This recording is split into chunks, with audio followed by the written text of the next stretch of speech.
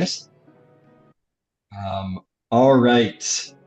So, you guys got up to a couple of things over the last 2 days. The first of which is, as you have made it back to Fairhaven, Rowan decided to speak to the Baroness Fjarlin about the house's legal acknowledgement and about the possibility of setting up a headquarters in Castle Galifar, which the Baroness found to be a exquisite and tasty idea.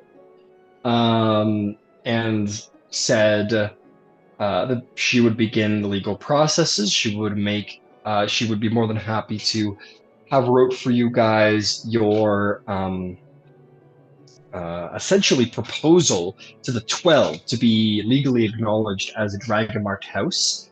And all she asks is that you guys, to the best of your abilities, turn up your basically your genealogy, essentially your family genealogy. That would be important. And other than that, yeah, that'll be the first step into getting you guys officially acknowledged as a dragon-marked house.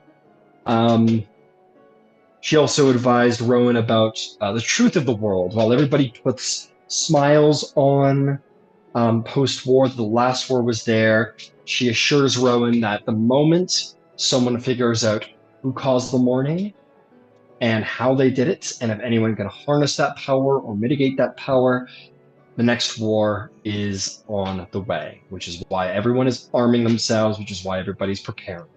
It is a thin peace at best, held off by the threats of apocalypse.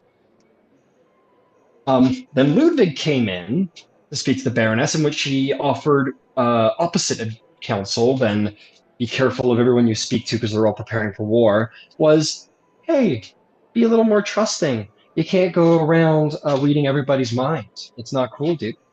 And advised, about security and about maybe if Ludwig had interest in Dargoon, to speak to maybe Rowan about it and to come at her gently and supportively, and just at that.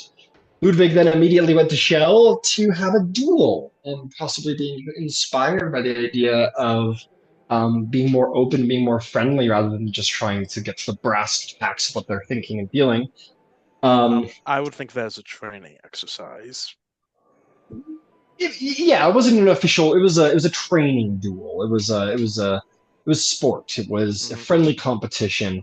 And as Cross told Shell to do just that, keep it friendly, Shell seemed to be unable to help themselves and followed through with attempting, whether it was an attempt on Ludwig's life or simply a training accident. It's anyone's guess. Um, your Deneth defender doesn't seem to care which it is and doesn't like Shell very much because he almost killed you, Ludwig.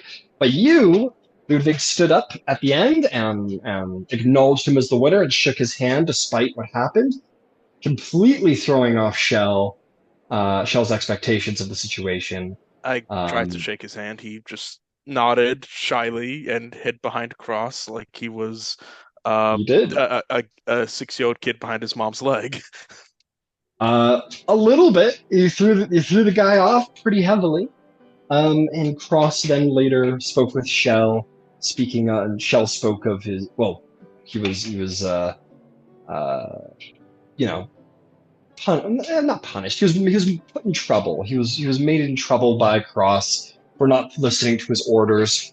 Shell apologized, conveying that amongst his teachings from their common lord, restraint against the fleshborn is not one of them, and that he will do better in the future, to which the two seem to be on good terms still. Shell also related that plans are in motion regarding the rogue members of House Leora. And last but not, and just to end the day off nice and tie a little bow on it, Lois decided to go get a copy of all the major legal documents pertaining to the land, which I sent in the chat. If you got it, Lois, Yep. um, the Code of Code of Justice of Galifar, the Code of Caius, Treaty of Thronehold. Oh man, and another one. moving on, which is there for reference, and anybody's more than welcome to take a look at it as they want.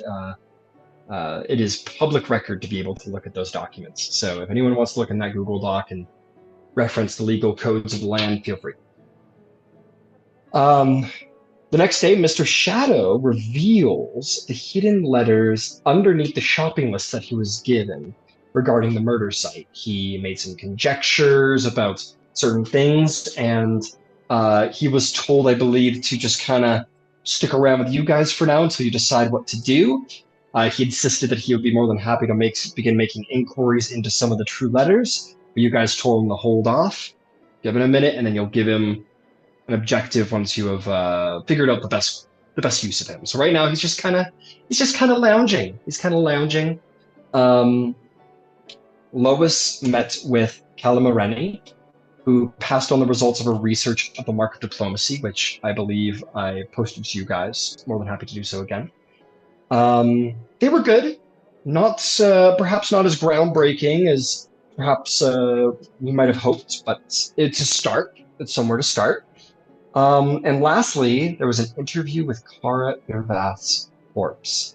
It seems that Clara was ever the paragon of adventuring, was out looking for a missing person, and was attacked and slain by a dragon. That seems to be the result of things as of now. I believe it was brought up in the meeting regarding the shopping lists that dragons have the ability to shapeshift. And Mr. Shadow's theory running is that this dragon that killed Kara was both on the ship and was responsible for cleaning up loose ends. What that means, that's all just conjecture at this point, but it is a best guess. So that is where we pick up today. On the 4th of the month, the 32nd day of your all adventuring together. Let's see. I think you're all just going to get a reputation point. I see no reason why it would be docked. You've all shown your faces in public. You've all conducted yourselves well and admirably. So yeah, we'll give you all a point for your Ondarian reputations, which have set to 0 now that you have gone out of the country and back. So I'll work on that in the meantime. Okay. That should be that. There's no more letters coming in for the moment, unless you all had letters to send out. So we're all at 1 reputation point right now, correct? Yeah, you should all be at 1 reputation point in Ondare. Your old reputation tags still hold up as a reminder, and you can reference them at any time on your handout. Okay.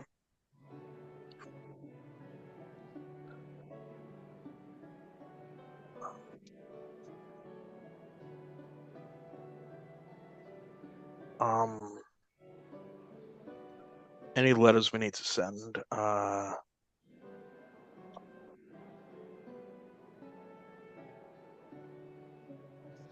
It's okay if the answer is no. For now, no. Yeah, for now, no. I have one that needs to be sent. Okay, let's hear it. And by what means would you like to send it? Just standard Orion mail carrier. Sure. Is fine. It'll get there when it gets there. Okay. But it's to the Civic Speakers Guild. Okay. Please let this serve as a official inquiry as to the process to establish a legal bearership on behalf of House Leora, 13th Dragon Marked House. Requested this date. Lois Civis de Leora. Kindest regards. Okay. Understood. Mark off a copper. You can send that through the basic mail service, and it will wind up at their enclave in town. No trouble there. Magnificent. Okay, sweet. That should be that. I wanted to put forth before we begin, because I did get a question about it, a reminder of how reputation points and tokens of favor work, just in case. They can always be referenced as a reminder on Roll20, but just to put it out there. So reputation points, the more you have, the more possible it becomes to establish a deeper relationship with that character. The more you have, the more they'll trust you, the more they might do things for you. And if you establish a bond, and again, that bond doesn't have to be romantic, it can be brotherly, mentor-like, friendly, co-worker, colleague, however you want it to be. If you establish that relationship successfully, you will get a token of favor. Token of favor can be used in a number of ways. Lower the DC of a roll. It can be used to burn out a scandal or rumor. It can also be used as a reroll. But once you use it, it's burned and gone, and it will negatively affect the relationship of the person that token belongs to, and that relationship will consider to have ceased. That doesn't mean you can't reestablish the relationship, rework on the relationship, and regain your token of favor, but for the time being, it is burned and it will affect that relationship. And that's it. That's how they work. So let's get to it. We had a couple of meetings last week. So Rowan, we'll come to you as you were going to meet with, you wanted to meet with the High Seneschals of Thrashk and Jorosko. Pertaining, well, and House Cannith as well. These are very busy people. I think they would have sent, probably would have sent representatives. Rowan wanted to make an appointment to go see them. So if they sent anyone, that was a surprise because it wasn't what she was expecting. Okay. Yeah, that's no problem. If that's the case, if it was very specifically like I would like to come meet you. That's why I was surprised to see them at all. Yeah. Then if that's the case, then I think they will put aside time to meet with you. As frankly, it's more convenient. And they are very busy people. I think I'm going to roll to see the availability of the Baroness because she's a busy lady. She is not too busy. So I will say today you have 3 appointments set up to meet with each individual. If that is to your liking. So it doesn't really matter to me. Is there one you'd rather see first? Yes, I would like to see Thrashk first. See Thrashk first. Okay. Let me go pull up. And what I had said was I specifically, if the one I had met with before, if she's still in town, that's who I would have contacted first. Understood. And just so you know, she is technically a minister. She is not a high seneschal. Which means that she runs, she's a diplomat for the guild. So she's not like in charge of Ondare or Fairhaven or the guild. She works for the guild. High ranking, but works for the guild. Yeah, actually. So you could have seen her if you wanted to. I think I would have. Actually, that's even better. Because I don't quite know what I'm asking for, and she could help me. Excellent. She will be more than happy to meet you.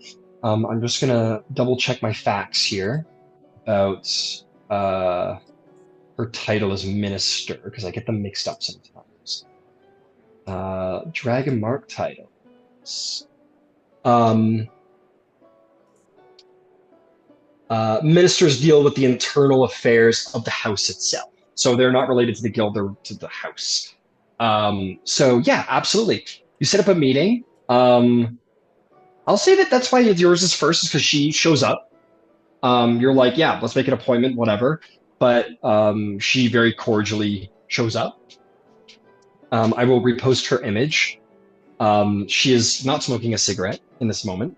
And she is not quite as casual. She's holding herself with some regard. Similarly dressed, though, very dark colors to match her hair. She approaches. and says, she says, Viceroy Leora, it's good to see you again. It is good to see you. Do you want to step someplace private? We can have a drink and catch up. That sounds wonderful. Adrian, let's go. Literally brings her into a private room, pours the same drink that she had poured her the last time, sits down, not sitting across the desk from her. Hmm. So I think I have an opportunity for us to work with contract you, because I need something done and I can't imagine asking anyone else to do it.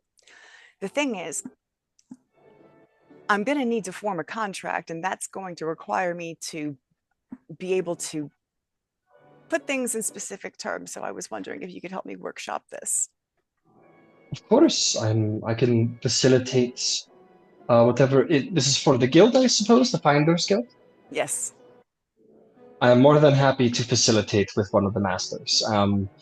Of course, let's talk. What is it that I can help with? It's come to my attention that there's a lot more people with my mark outside of Fairhaven. And we can put things in the paper, but that's going to depend on people reading that one particular line and them having an idea, oh, what the fuck am I supposed to come to Fairhaven, right? So generally, if you want something found, there's only one place to go to get it found. But I don't know where any of these people are. And it seems like I can't just hire your entire house. Is there a way maybe to set up tiers of finder's fees where, like, if you actually escort someone in, we pay all of your expenses plus the fee, but then maybe if you just let us know the location of someone and we confirm it and make contact, there is a fee just for letting us know so that we could. Am I making any? This is a very strange thing to be looking for, but I know I was amazed watching Zali. There is no one else to ask. I'm glad you think so. We are very good at finding things, so you have come to the right place. Be assured. You want us to do? Listen, what you're asking for is not beyond our ability to grant. I mean, you want to find members with your dragon mark. It is understandable, and this is a big continent, and not everybody has the means to mail into Thornburg. Some people don't want to be found. Some people don't understand. I understand. So let's figure this out. I admit I don't have pricing on me right now, but it depends on what level of service that you want. But we can hire out multiple members of House Thrash to go seeking out new heirs of your house if you wish. It just depends on the level of service you want, really.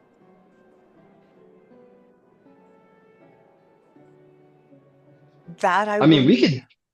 Oh, sorry, No, please. no, actually, go ahead. I was just going to say, like, if you want a large-scale international search, it can be done. Expensive, but it can be done. I hope one day I will have the finances to afford that, but I know that I cannot. Fair enough. What I definitely want to do is incentivize anyone bearing your mark to shoot ascending to us and us to be able to pay you just for the reliable information. That is something that I'd want to be able to establish. As far as how many individual people we would be able to hire just for this, I can't speak to that right now, simply because I'm in the process of forming my guilds. Fair enough. So that is something that I definitely want to do. I do actually have to go through the red tape of forming the house in Korth, which is something that we're working on right now. The other is technically none of my business, but it's a little of my business. And of course. Yeah. I understand that Zali doesn't think well of me. And in a million years, I would never try to invalidate her. Invalidate her. I would invalidate her feelings or I make her understand. that's not the issue. I understand. There's If I may. wait, please let me finish. Go ahead. And then I want Go to ahead. hear you, but the next part's the important part. Yes, please. If she lived under my roof, I would have a defender with her, or someone, perhaps another member of your house with her, as a matter of protection, as it has come to my attention that House Tarkanan has already made one attempt to take my house out. And nothing I do will take the mark of diplomacy off of her face. Nothing. Right? I could completely disavow her publicly, which I would never do. It doesn't change the fact that she, and please forgive the coarseness of this, but she could still have children.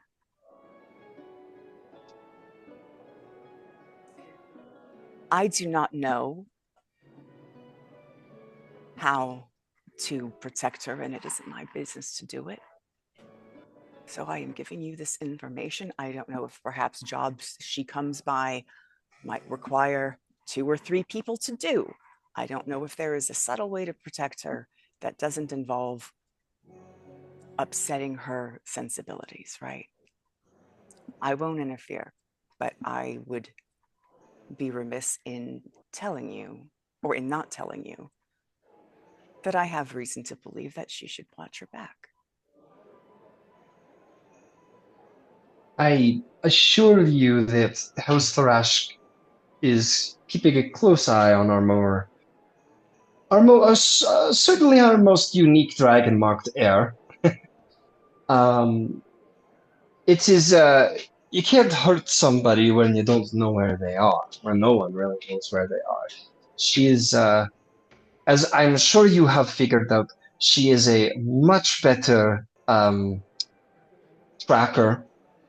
She's a much better member of House Thrash than she is a better member of the York, if you understand my meaning. As I'm sure you know, as I'm sure it is apparent, dragon-marked houses have rivalries. We at Thrash have our rivalries. The Inquisitives of Denise, the Inquisitives of Broad, the Inquisitives of Madani. Obviously, we have a natural rivalry. Our house is a little sometimes unrefined, considering we're based out of Rome. We're not exactly the most politically savvy house, which is why people like me exist. So I don't have a mark. I am not the lady. I am a minister, but I am not the lady of the house. So all I mean to say is that I do send apologies on behalf of House Thrask for perhaps some of Zali's opinions or crassness of feelings and such, and decisions. She got herself into a fair bit of trouble before we had her taken away from on there to help her evade some legal issues there in the beginning. So it's all to say, don't worry about Zali. I will say this, she is back in Drome. She's back doing what she likes.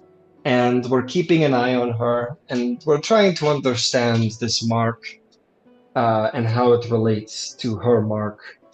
She is little headstrong. We've had some research done. If you'd like, I can have some copies of it sent over to you. I haven't really made heads or tails of it, but I am happy to share what we've got. And I spent 2 years in Dargoon, right? Like I'm not that easily offended by anyone's coarseness or refinery. I was not at my best either. I bear no malice, none whatsoever. I would like for her to be safe, no matter whose house Understood. she's in. She didn't. Here's the thing, and this is the real matter, right? When people become marked, generally speaking, most of the time, there's a consent thing, right? Like the vast majority of people, they take the test to Sybaris. They know when they sit the test that there's a likelihood when they come out the end of it that they're going to get marked. And if they don't want to sit the test, or they want the mark, they don't sit the test. Foundlings are rare. It is unusual for someone to just poof, have a dragon mark. And especially for those of us who are marked, there's a certain amount of identity that goes along with it.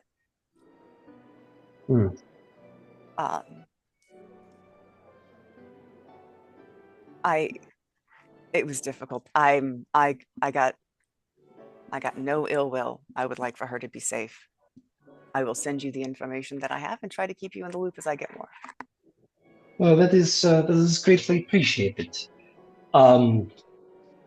I have not spoken to her, so since she left on there, I've been keeping track of her progress, but essentially she's just kind of decided that she is Thrash, she's happy to be Thrash, and she's going to be Thrash.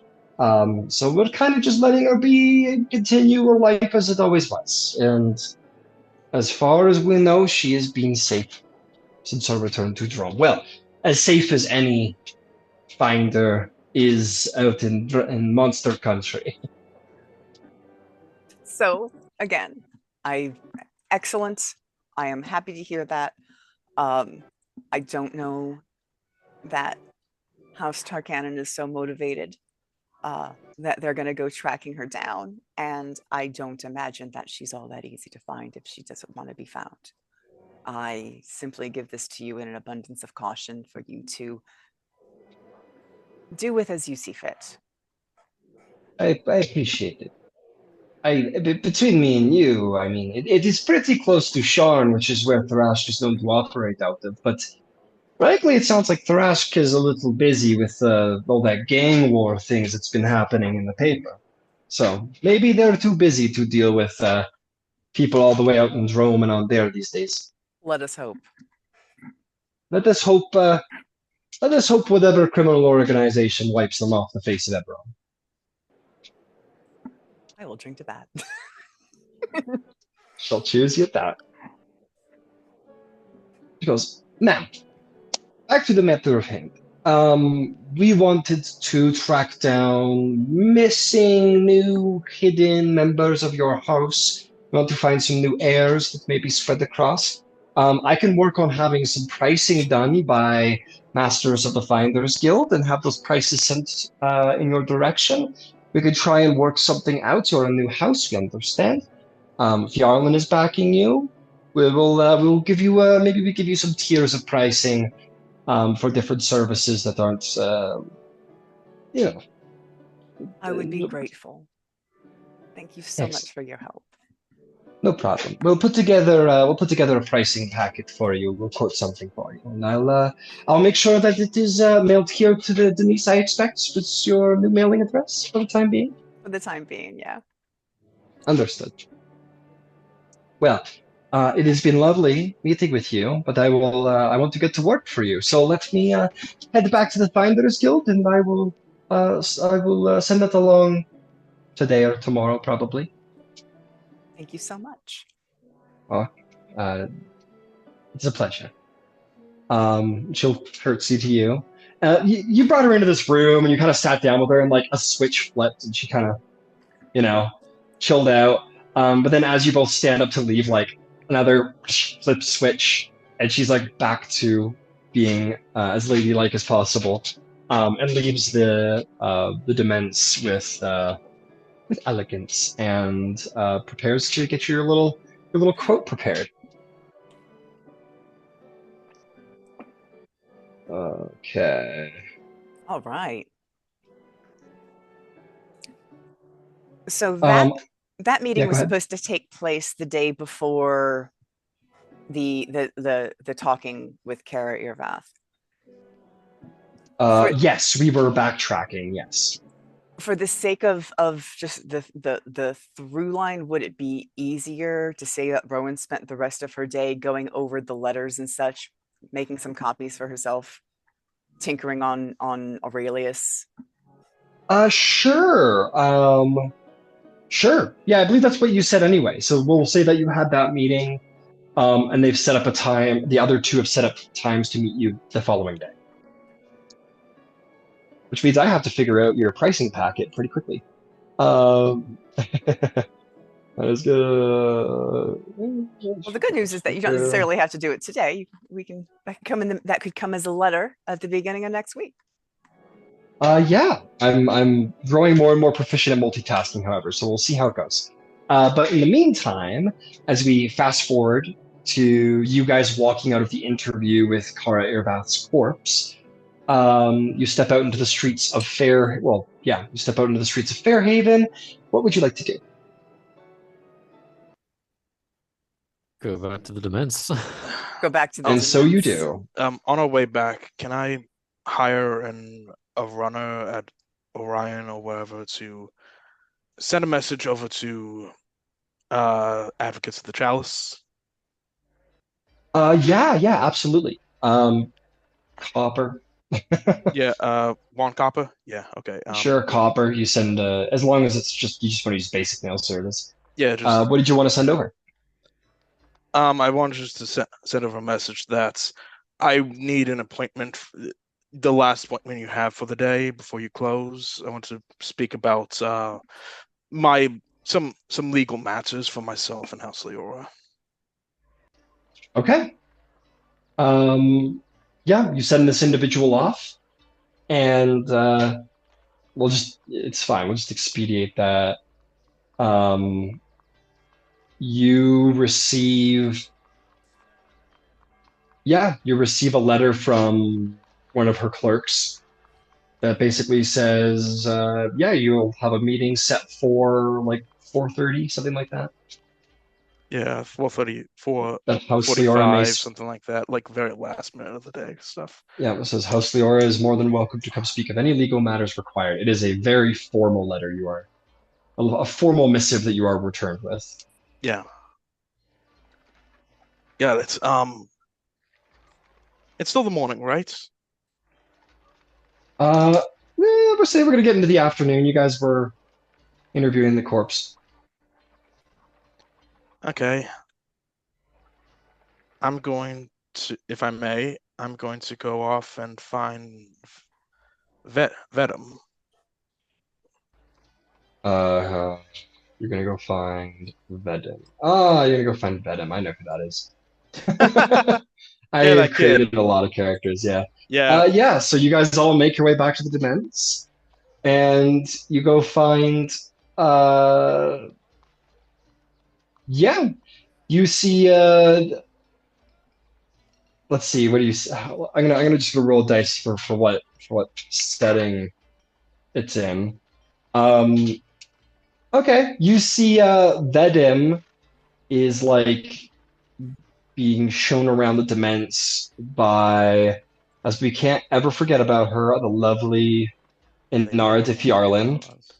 She's like, Vedim's like holding her finger, and Inara looks ever so slightly uncomfortable.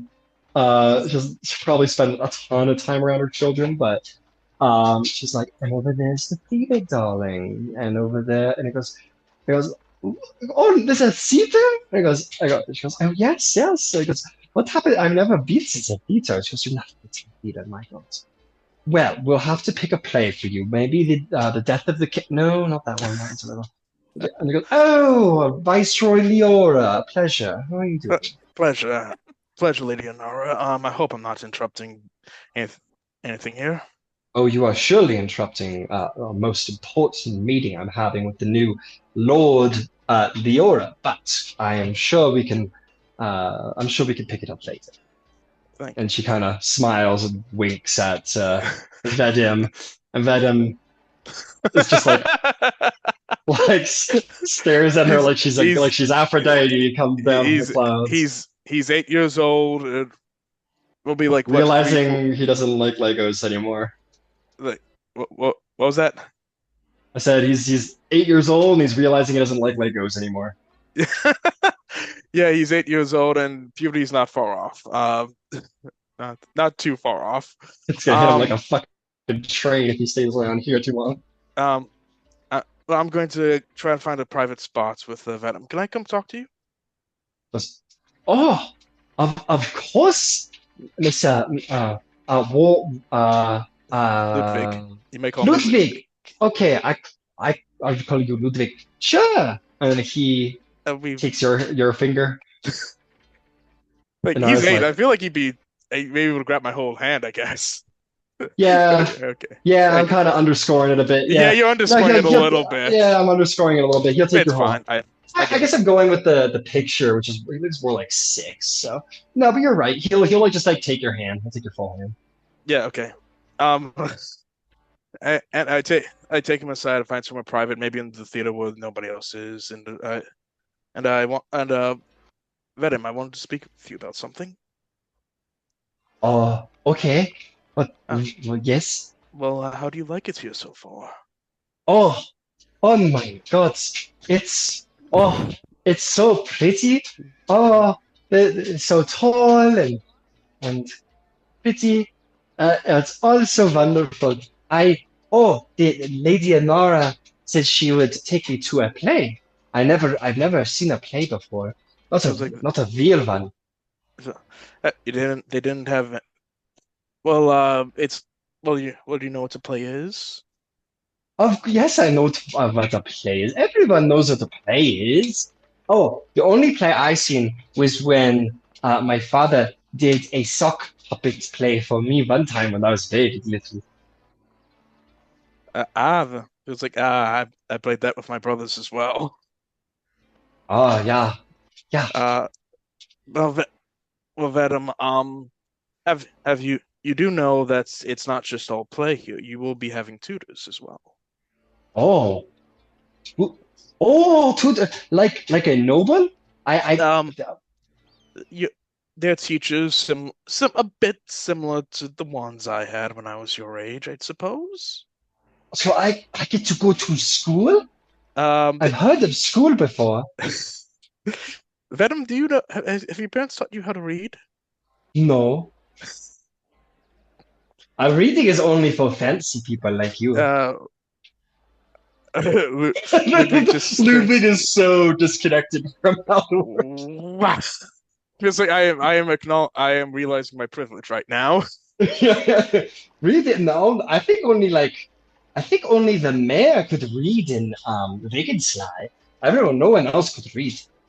Well, I'm sure some people know how to read. The reading is how so much of so much of what civilization is based on. On reading? Oh, It's a big part of it. oh wow. So I get to learn to read? Yeah, you will. You'll learn your writing, your reading, your arithmetic. You'll learn What is all of it. what's arithmetic?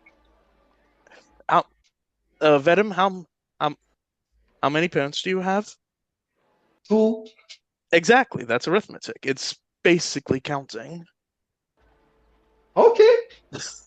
Well, Arithmetic.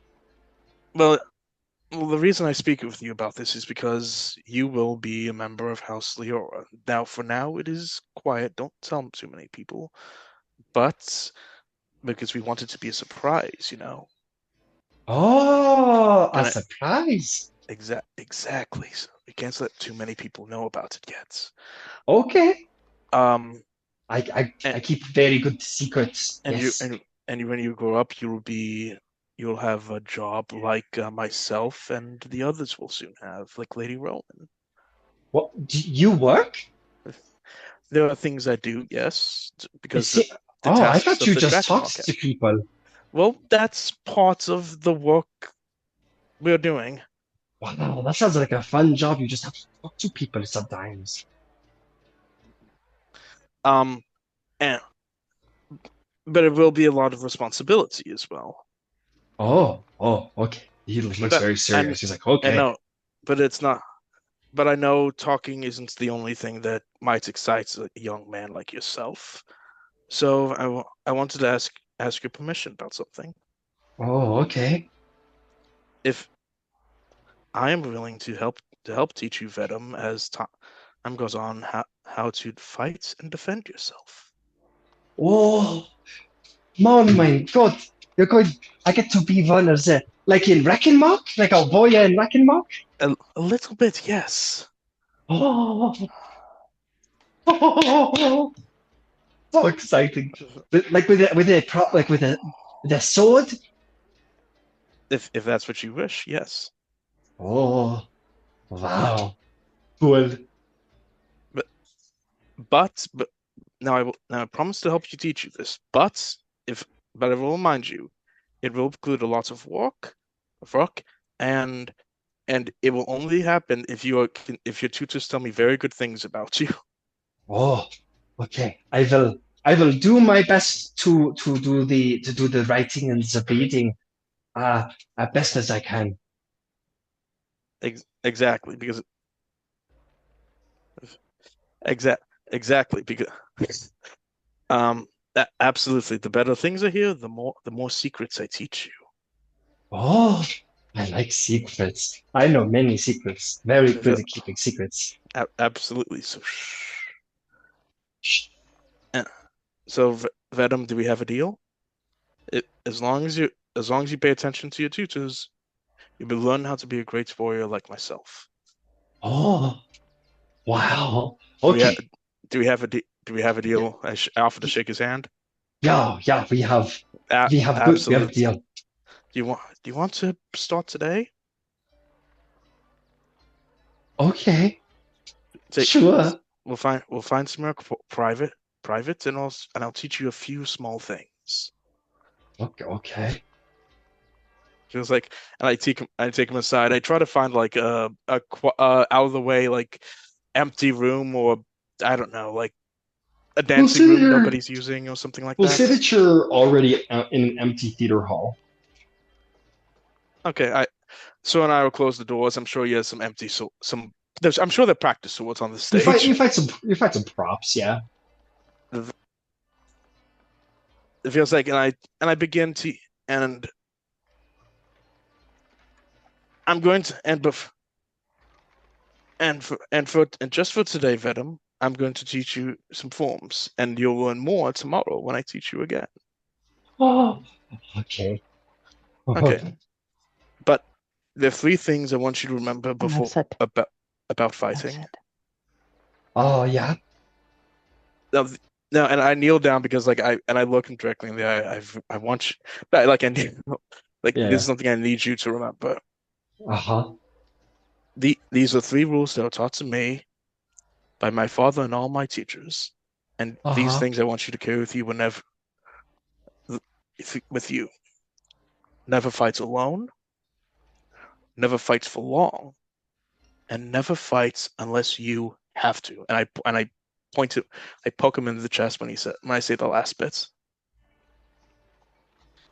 He's thinking about it a lot. He goes, never fight alone. Never fight for long. Never for long, and never if you don't have to. Yes. Oh, okay.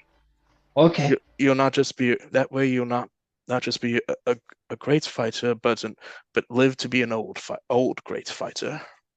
Oh, you are very, very wise, warlord Ludwig. Well, I like to imagine myself so. Perhaps you can teach me a few things too. Yeah, and I start teaching him how to hold a sword.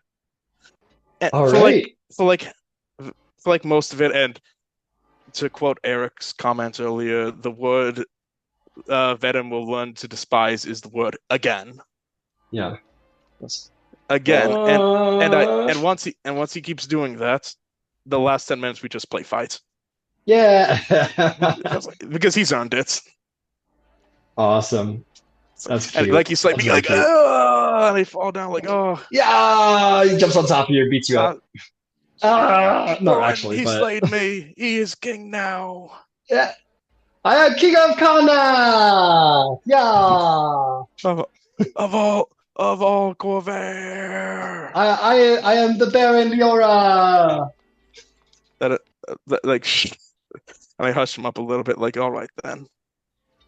Yeah, you know, I'll tell you. I'll actually tell you what. This is actually kind of fun. You guys are like play fighting or whatever, and he says, and you're like, he's like beating you up, and he goes like, down, down, monster, and then as he does that, there's a little flash from the back of his neck. Make a wisdom saving throw as he Oh, accidentally yeah. casts command on you. Oh, nice. It's only a 7. You suddenly just like drop to the floor like a sack of potatoes, and he jumps on top of you. I Maybe not realize what's fully happening, and I embrace it. nice. He maybe does or doesn't understand what just happened, but he just kind of keeps play fighting, and you embrace it, and yeah, that's cool. That's pretty cool. Thanks. Definitely earned a point with the young Lord Yeah, Sadler. yeah. I'll definitely also, when I'm in the Dements and I have time, I'll set like an hour aside sometime in the day to help, strengthen him, discipline him, train him, that kind of stuff. Understood. Yeah. Thank you very much, Ryan. No, absolutely. And this kid's suddenly gonna have a very full schedule. As the next day comes around, probably he's gonna have tutors. You said you would talk about the his training regimen. So I think we're gonna say that he has like he's just learning like basics. He's learning how to write. He's Basics. learning like basic math and whatever. So really, he's probably gonna have one tutor and then a Fjarlin prescribed tutor. So that would be just like 2 gold, 2 gold a day for various scholars. Oh, yeah, easily. I don't know if his parents are paying for that, but I can easily pay for that if I have to. He's Well, that got can a come up. he's got a Yeah. stipend. He's got a trust. He's got Yeah. Oh, yeah, it's he's got coming out. some trust. Yeah. Yeah, no, it's coming out of his pocket. He's got it. The financial literacy lessons will come later.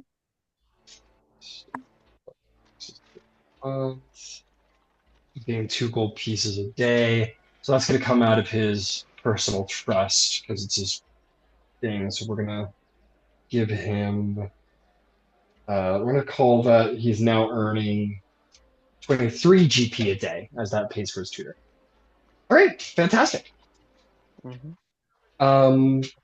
Incredible. So, Rowan, you've got a point. Or actually, you probably have 2 points. Ludwig, you've got a point. Yeah, that's where we're at. Incredible. Sweet. Who else has plans for the day? Cross notes. I mean, Cross would like to relay what was talked about with Kara. Okay. We'll say that you guys have a little meeting. We'll see that the Ludwig Vedim interaction happens after this meeting because you guys will all come in together. It makes sense to have your meeting. So, yeah, you guys all file into a meeting room and have a hefty. Well, it was an illuminating questioning, but it certainly, well, it only brought up more questions than answers. The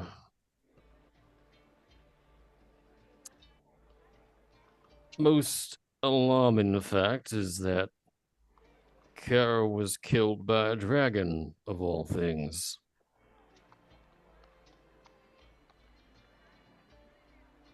She couldn't identify the color, and our running theory is this dragon is capable of shape changing and may very well have been aboard the Golden Dragon itself when it imploded.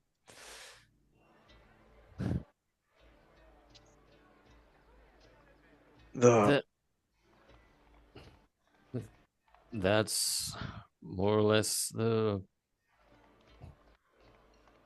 That's more or less the best I got from her. The rest was just she was there based off of a misleading request from the Baron alluded to in those letters we got from Mr. Shadow. What was she hired to do? Find a missing heir from House Kenneth, but it seemed that was more of just a ploy to get her away from the city rather than any actual Kenneth heir in existence. So, do the eyes know that? I have not informed the eyes of the letters just yet. I wanted to consult with the rest of the house first before divulging that. Give that man a gold star. I can Exactly. get a lot of juice for that. I can like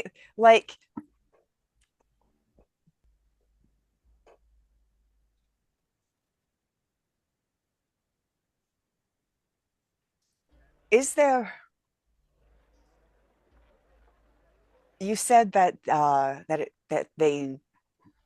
it was just randomly the Baron and they were looking for an heir to House Cannith. The contract Kara was given was to find an heir of House Kenneth missing in the plains outside the city. But then, during that search, Kara was killed and then her body left in a ditch. It seemed to me more of a ploy to just get her outside of the city and then use her form as a disguise to infiltrate the Golden Dragon. Did anyone talk? Find... Oh, I'm sorry. No, you go. Did anyone speak with Jolana to find out if she did in fact hire her? The eyes are going to, I believe they're questioning Jolana today.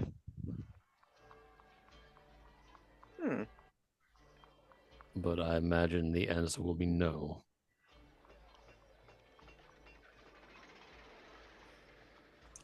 Yeah, all right. So I feel like I know the hands that this needs to go into. And if we play our cards right, maybe we spend a little bit less when we have our enclave built. And a couple other things. I would also suggest that it be safer for Mr. Shadow to lay his head at your family's manor, Rowan, while Minnie needs to sleep. I will go ahead and talk to Mr. Shadow. I needed him to do something for me, hopefully, if he's able. Anyway, in regards to this. So while we are currently being given a lot of latitude as a house, and we now have paperwork and an examination that says, hey, it's a real dragon mark, huzzah. But in order to become a house, we need to have lineage, etc. It is a huge pain in the ass. It is paperwork, and I am sorry, but Lois and Ludwig, y'all need to talk to your families or whatever and do the boogie. You both went to school, you know, it's probably the same shit they needed to get you into university. Cross, your situation is unique. So right now I'm going to go in on balls and dare them to have the bad taste to suggest anything otherwise. Is that a strategy you feel comfortable with?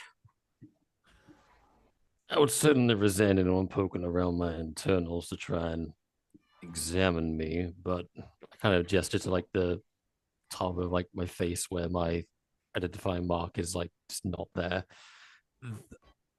I would honestly applaud them if they were able to track down my origins, because for the life of me, I haven't been able to find anything under my own steam. So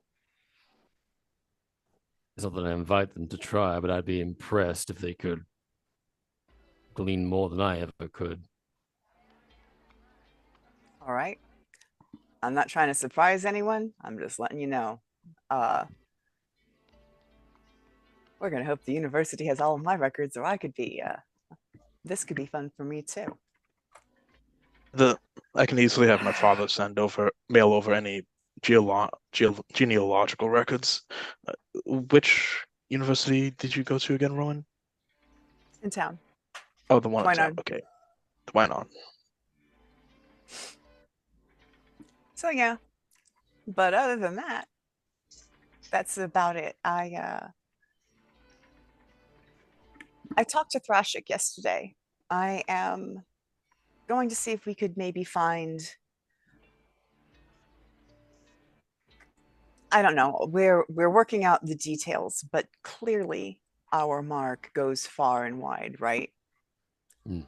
As such, it feels like the finders are going to be able to find more of us. And while I still very much, Lois, I don't know what's involved in, God, I hate the idea of advertising. I don't know what's involved in maybe taking out a byline or something in the Chronicle saying, hey, just like you had in your articles, if please come see us if you find yourself with this mark, right? Yeah, I can have Kara. Kara? Definitely a K name. Kala, I believe. Kala. Kala. Gala, I Yeah, believe. I can have her put that as a a postscript to the article that she's going to produce on her investigation into the mark, which is going to be in the paper anyway. It may be better to, rather than have them come find us, because let's be fair here, light and rail travel is costly for the average citizen. What I'm going to suggest is that they they send uh, send a letter to us or send a message to us in care of House Fjarland here, and for those folks with literacy or have adjacency to literacy, that will let them be able to get in touch with us. Scooping up the others, that's where the Finders Guild is gonna come in to find the folks that can't. Yeah, you just read my mind. That's exactly right. I doubt the settlers read much out in Vergensly. And it's not even, it's what we can do. We don't have the ability to be everywhere all at once with an all-seeing eye. As much as I may or may not like that as an individual, I'm pretty certain no one wants me having the ability to do that. So we're going to be reliant on our ability to put out there, hey, if you've got this going on and you want insies, contact us. For the folks who don't have any background, then we've got people who are out looking, and that's just a matter of you know all of the other thing that occurs to me is that all of the sovereigns who have all of these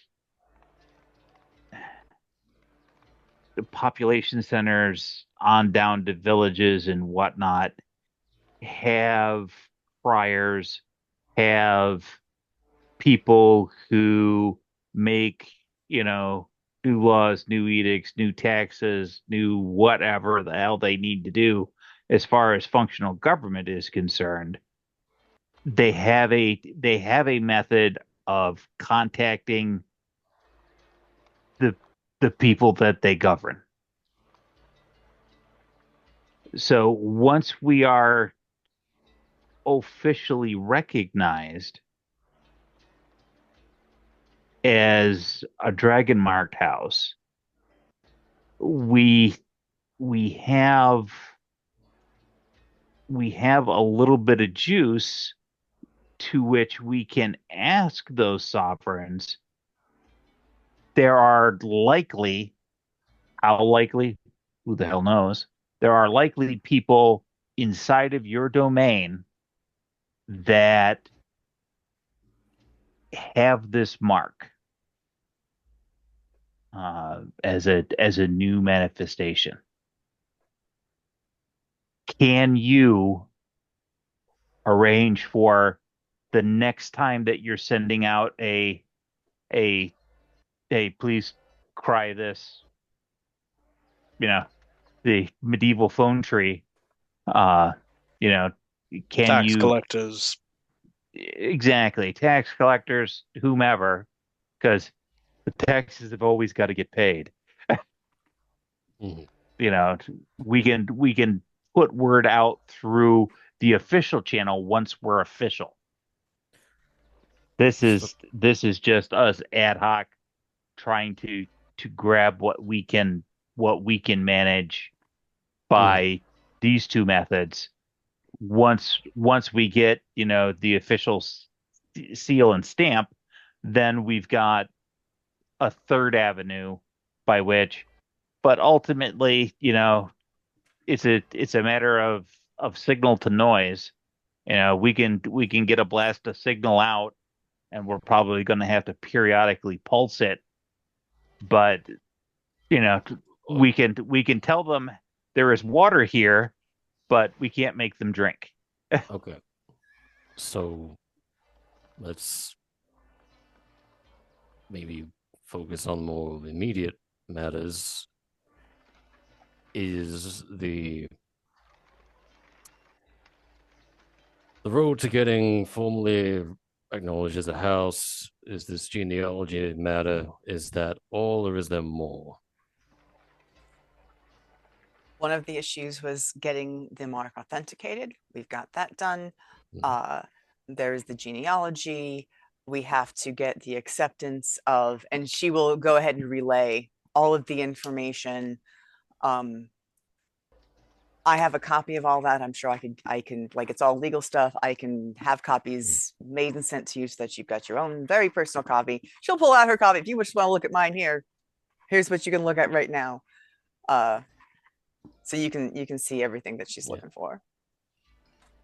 So, next step would be I think once we've got, we have to propose guilds, which we've talked about law and we've talked about diplomacy. I have also broached that with the Baroness. Of course, that does put us in some competition with House Civis, so we're going to want to be careful about and very, very intentional about how we carve that out. But I think it can be done. Once we have that in order, I think I make a trip to Korth, turn it all in, and I don't know if we're like all going to get summoned or. I'm gonna suggest the following, because your idea with respect to Cross's genealogy gives me a thought which bolsters that and may make the paperwork piece on our end easier. I like easier. Talk to me about easier. We make a blanket declaration that preceding family ties are effectively null and void. That the signatories below are the founding members of House Leora, and we abdicate uh, any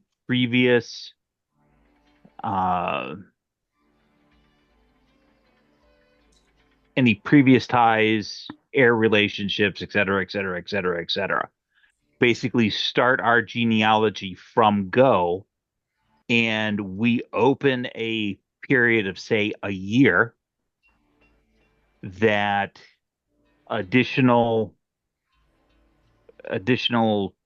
founding heirs may exist, and from a year from date, any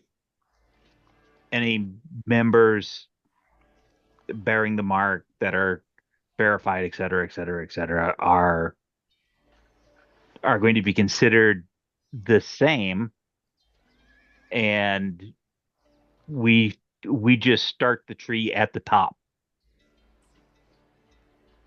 and we will let it grow up from there. No. That puts everything on the exact same footing. But it doesn't actually. It doesn't. All of the houses had to have started that way. All of them. They all started from nothing. Yes, I understand that. That's not what it's about. That's actually not what we're talking about at all. We're talking about a person being who they say they are, if I'm understanding it correctly. Because everybody, like, when this is done, you're going to have to renounce previous ties anyway. Like, that's already a given. That's already baked in. That's already part of this. So the proof is in the mark. Yeah. So if you think that you can argue that in front of the 12, go ahead. I think that this is a better place if we can easily come up with our, right? Because the two of you can provide your backgrounds actually pretty easily. And I don't think it's going to be that difficult for me. So why not at least try instead of walking in making noise? Like, I feel like this is not... We're already gonna have to make noise. We are not racially bound, which no other house is. We have members who, no offense, until recently were considered non-entities. All right, so I'm going to speed run this for you. Get the genealogy. Because even if you do it and you argue it and it happens, that's great. But if they say no, you're still going to need to have your genealogy. So just get your genealogy. To what end? To what end? Lois, please don't be difficult. They are not going to break the system over this. You don't need to argue every single little thing. Right? Have it prepared in case it's what is necessary. And if it's not necessary, then you don't have to give it up. You are already a member of a house. This is actually a very easy thing for you. It's a very easy ask. I don't care that it's an easy ask. It's a pointless ask. No. This is the equivalent of them saying, I want to know how many coins are in your purse. If Lois, I would ask that they already know if it is such a pointless task, then why not do it? Here's the thing. Because none of them did. At their founding, none of them did. It's because none of them were alive. Because none of them were alive. I'd argue too fucking bad. In fairness, I don't have much horse in this. You could fight the point if you wish, because I'm just me. There's no other crosses before me. But if you want to make this easier, simpler, and quicker, just give them what they want. You're not really giving up anything of true important value. That's So, and and what you get in return is official recognition of the house. If you try to frustrate the process over a quibble, you only make things harder, and I would hate to figure out the consequences of us trying to navigate this world as an unrecognized, unofficial house. but to build off Cross is saying, let's give them nothing in exchange to get something. In that moment, knock on the door, and Spots. they basically a member of House Farland comes in and says, "Apology for the interruption," and we'll hand you a letter, Rowan. It says, "For you from House Thrash," and that's it. They'll leave. Yep. And if you open it up, it is your pricing packet for House Thrash services for finding more heirs. Which That I is in will the group chat. Thank you. send that to absolutely everybody. Or pass it around to everybody. Sweet.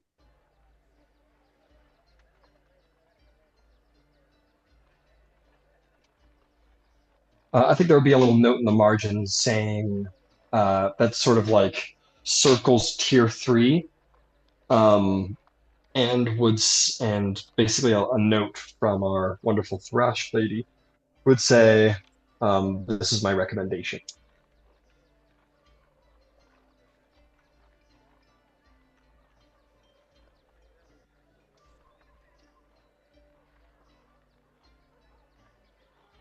I don't see that in tier 3, but okay.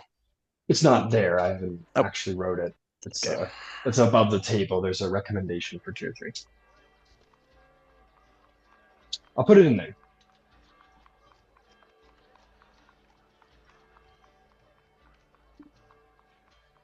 Well, I'm going to leave it as is, just because, like, if you guys ever want to, I'm going to start utilizing Google Docs more for like banking prices and so on, so you guys can reference those whenever you want. So I'm going to leave it as is, just for future reference. That could get very expensive very quickly, but I have a feeling it's worth the money. I don't know where the money's coming from right now, but yeah. I believe Yarlin said that they'd be willing to support seeking out some heirs, if that was to your wish. I think that would be within reason, of course. Within reason, obviously. Once this passes to everyone and everyone's got a handle of it, she would bet. We don't necessarily need to role play, but I would definitely make sure that the Baron got it along with the minister's recommendation. Cool. Understood. Gets to her hands.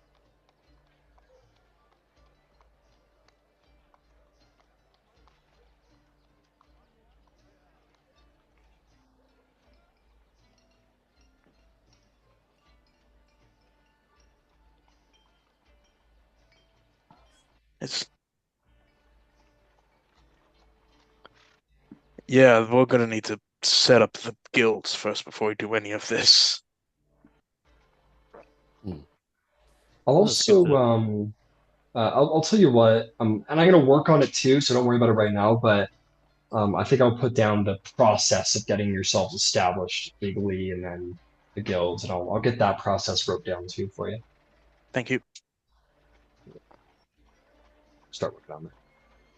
But anyway, yeah, that's in your hands. Please continue. My apologies. Well, even if it's not something we file immediately, I think at least having this pricing guide is useful to have in advance.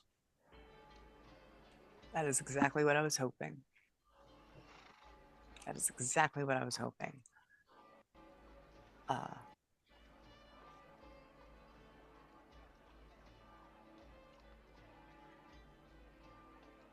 Excellent. All right. So does anybody else have anything on the menu that they want to do, et cetera, et cetera? In this immediate meeting, Oh yes, one last thing, Rowan. Hmm. We discussed this back in Carnath, but they tried to speak with with Mr. and Mrs. Sattler about when on the specific date the mark appeared. If it appeared on the same dates as at least close to the same time as uh, the Golden Dragon incidents, perhaps other marks appeared at the same time as well.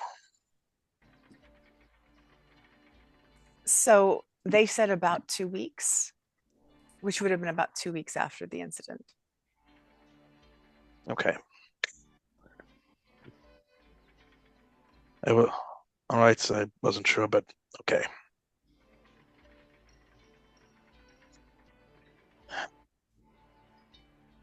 Is there anything? Lois's seems to have happened simultaneous, but it Yeah, also seems like she was having a divining experience while that was happening. And I don't know, when you start playing with temporal displacement and the way space folds in on itself, honestly, I don't necessarily know whether she was there or not. It's really some brain melting shit when you get to mathematics like that. So, like, I can't say that she wasn't there with us, because she certainly seems to have memories of having been there, though I don't know. Like I said, I understand. It's difficult to tell, the math is a lot. and But and you're much more experienced in these dragon walk matters than I am.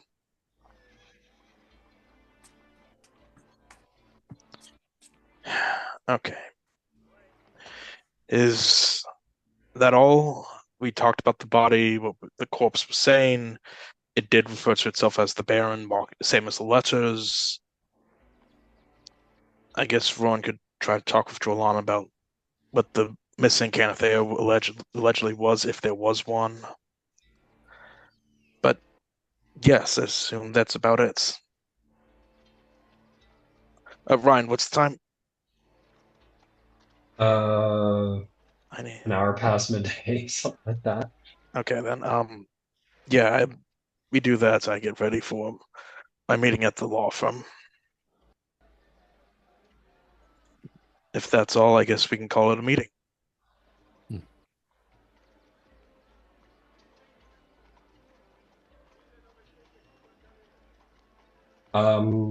In the same Google Doc, I have posted your process. We'll say that the Baron.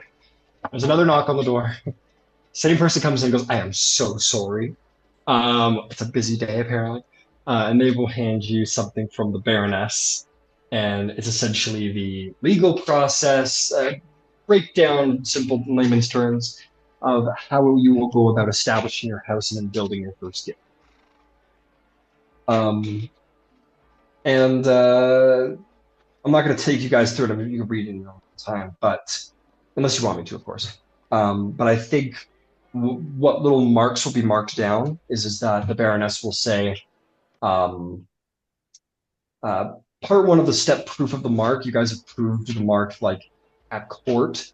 So as a matter of formality, feel free to pick a representative of House Civis, Cumdark, or perhaps the 12 Tribunal to come in and just verify the mark as a complete formality, paperwork formality. And then right now you guys are on step 2, which is genealogical records.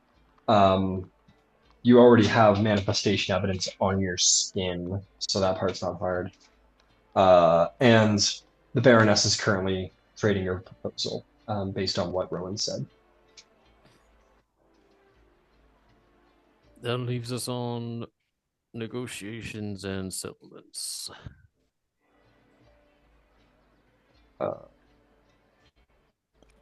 Yeah. So right now it's about getting your genealogical records to the Baroness so that she can get all that paperwork pushed through. And then on to step 3. And you could probably guess that it's about speaking of your domains and where they would conflict with existing houses. It's not a long shot to guess that those negotiations will probably happen with House Civis, Hmm. because they're the only other house that actually conducts guild-based diplomacy services.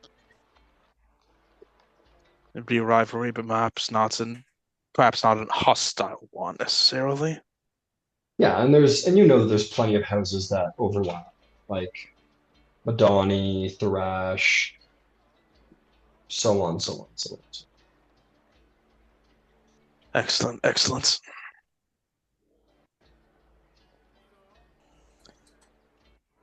Yeah. Could you post that in the Zoom chat, Ryan? It's in the same document. It's just you just go to the next document tab. Okay. I'll just. Okay, now I see it. Thank you. Yep, no problem. Okay. We are well on our way.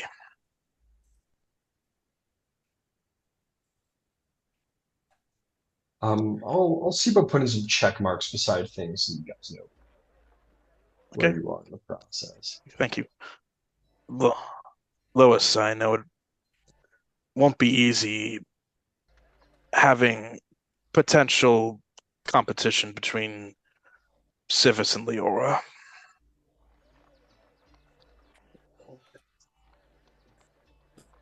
Do you have any thoughts about how to avoid stepping on each other's toes, perhaps? There's no way that it's not going to happen. We just have to be open and cordial about it. I agree. With as fractious as these sovereign nations are, and the unsignatory nations are, there is ample opportunity in space. There is plenty of bread on the table for everyone to eat. There is no reason for us, I feel like we can be respectful. I agree. Ultimately, Civis's piece is also communication. It is about the process of communication, so far as distance and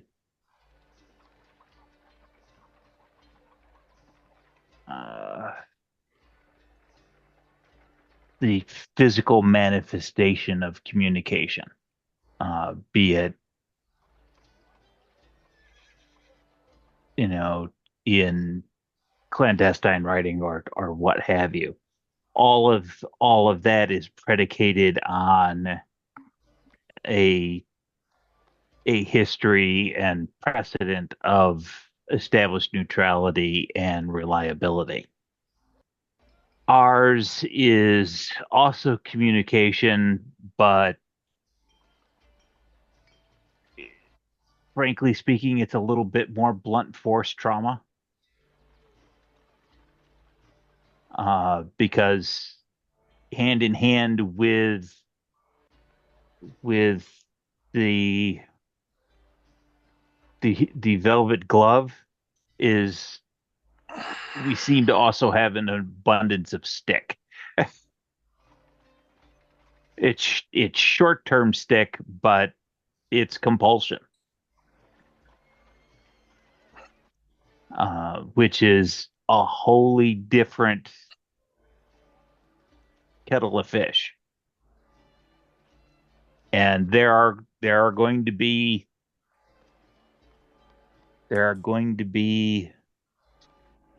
groups that want that kind of adjudication, that kind of mediation, as opposed to somebody who can get a message from point A to point B, somebody who can be at the table and with some authority tell both parties, get the fuck down and shut the hell up.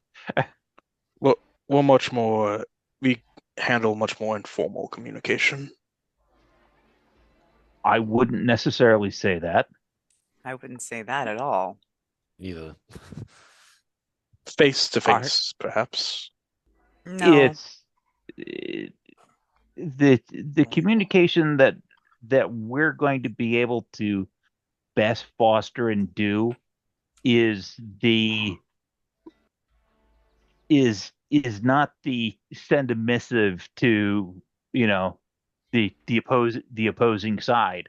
We're the let's find the middle ground between us, bring both parties in, sit at the table, and knock this bitch out.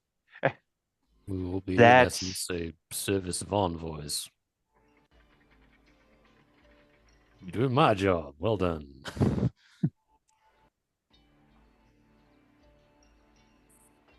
Agreed. Well, we'll cross that bridge when we get there.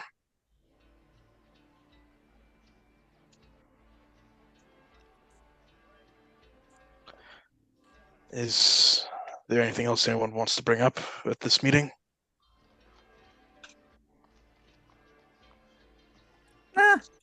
Y'all have a day. Go enjoy yourselves. Go get stuff done. Or not.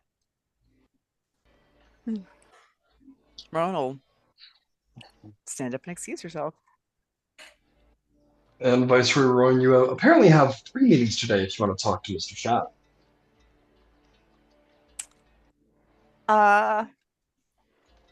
Yeah, I'm gonna go pop by wherever he is. That'll be, and it doesn't have to be next. I'm just saying that'll be where she goes next. Cool. Well, yeah, since you're queen business bee right now, that's yeah, we'll start working through your things. We'll place party members between your meetings.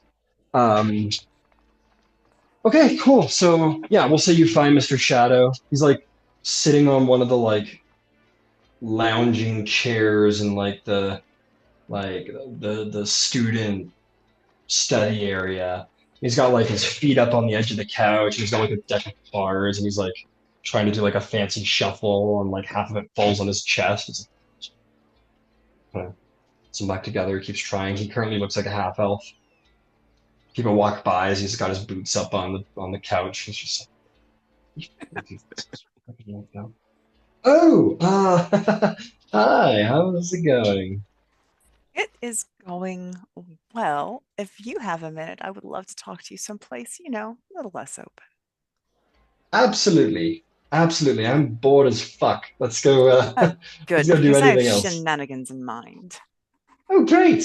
I am trained in shenanigans. And you, like, if you really install just like private rooms, I guess, in here, huh? You guys go to one of those like glass, like super trendy, like university, like glass wall, like student meeting areas. You guys go in there. He says, "So, Viceroy, what can I do for you?" All right. First of all, at some point we are becoming a house, at which point we need house agents, and I would like to put you on salary. So think about what that might look like for you. Obviously, I'm happy to pay you a la carte, but I'm also happy to give you a salary and pay you a la carte. So, just be thinking about that as we go forward. Second of all, I have an estate on the other side of, actually, I don't know if it's on the other side of the city. I've got a estate a little further away. I can show you how to get in there if you ever need a place to get into, get out of. It's a close-knit group. This might. It's a close-knit group, so you won't be able to be just anyone. It might be better to be not seen. However, I'm guessing you get around without being seen, which brings me to shenanigans. I got to have a meeting with someone, but I need to make sure that nobody knows that that meeting takes place. Now, I might lack your facility, but I'm reasonably adept with altering my appearance. What would your counsel be in something like this? Like, do I give you a note? You slip it in his pocket, and I hope for the best when I show up wearing a different face? Well, first and foremost, this is probably the best job offer I've ever received. You're offering me a salary and an estate all in like one shot. Uh, I'll have to think about it. I've got so much else on the go. No, yeah, absolutely. Absolutely. Put me on the payroll. Let's do this. Second, let's see. You want a private meeting? You want me just to facilitate said private meeting? Yeah. So, Who's the mark? Fallister Dendeeth, Lord Marshal of the Sentinels, goes by Feather. Oh, the Sentinel Marshals. Great. I actively avoid them. No problem. No problem. Yeah, I could facilitate that. That's no issue. Yeah, that's no issue. Just tell me where you want this all to go down, and I'll make sure he's there at the given time. Trying to think of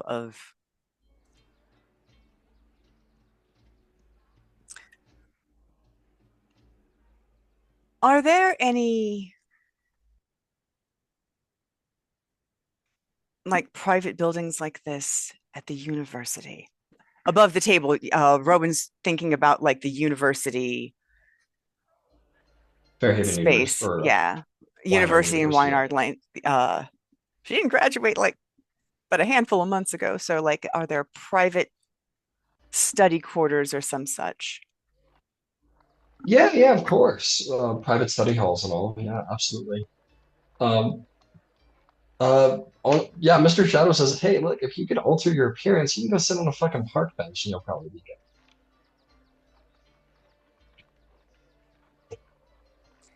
Yeah, so she will sketch out what she's about to look like.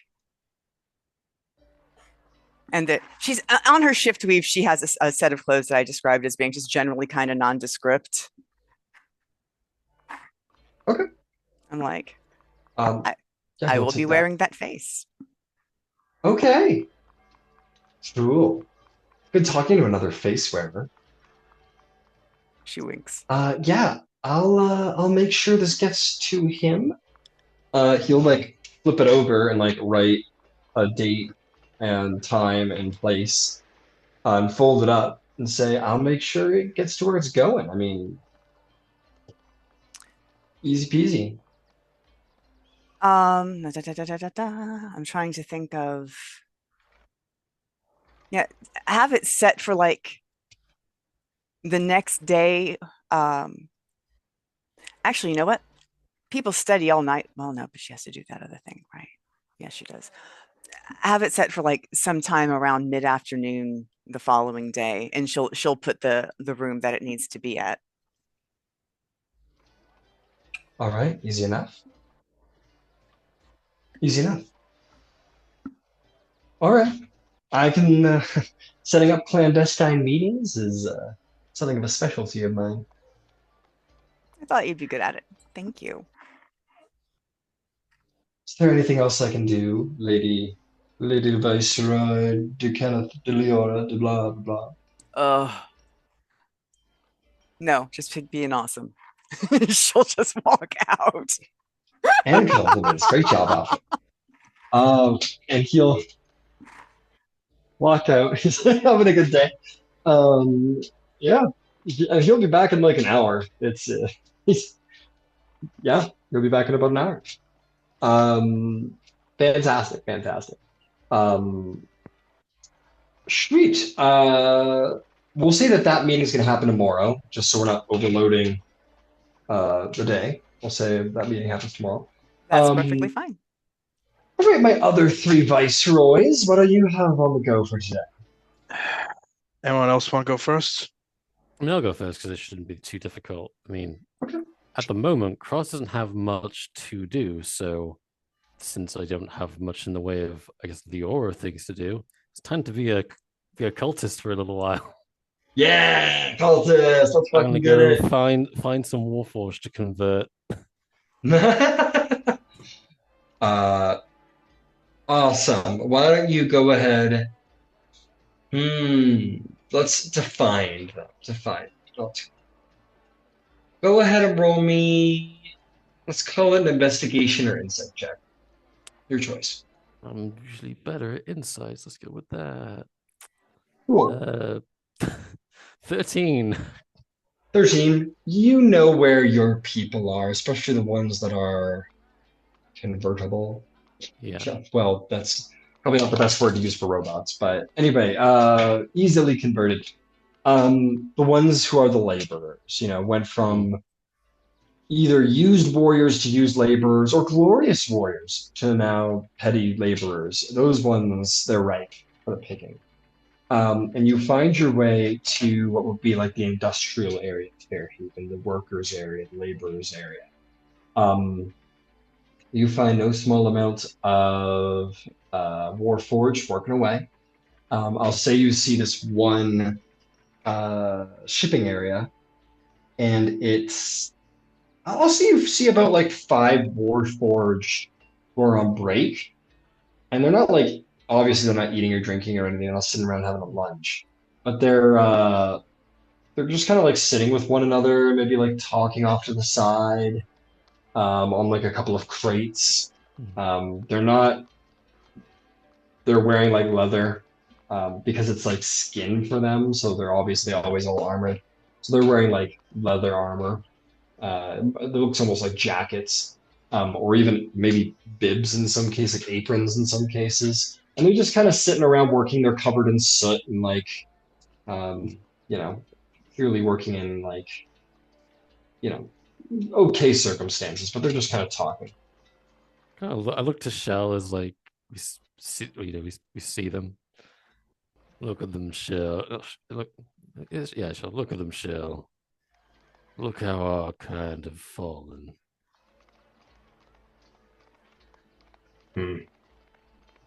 It's sad to see the children of our Lord beguiled by the flesh bone.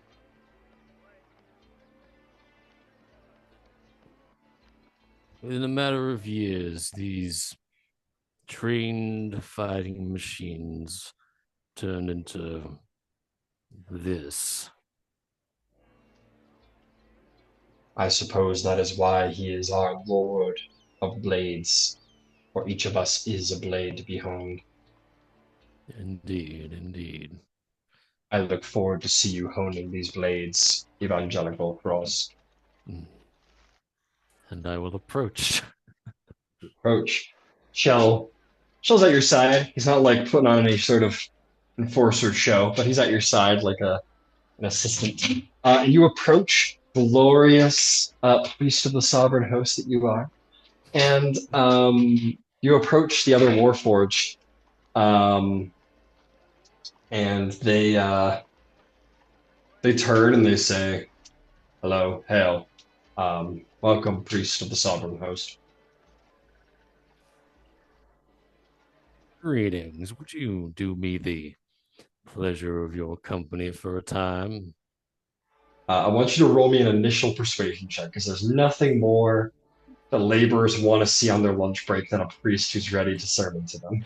Not 20. Hey! for a dirty 30. A dirty 30, baby. They apparently, I guess they're just happy to. They were begging for like something, anything. They apparently look pretty enthusiastic. They say, by all means, Father, please come sit. We were actually just discussing the Warforged and our plight. And it is good to see kin. If you mean to work here in these docks, it is fair wages, but menial work. Indeed, menial. I was almost looking to ask, what was life like before this menial work?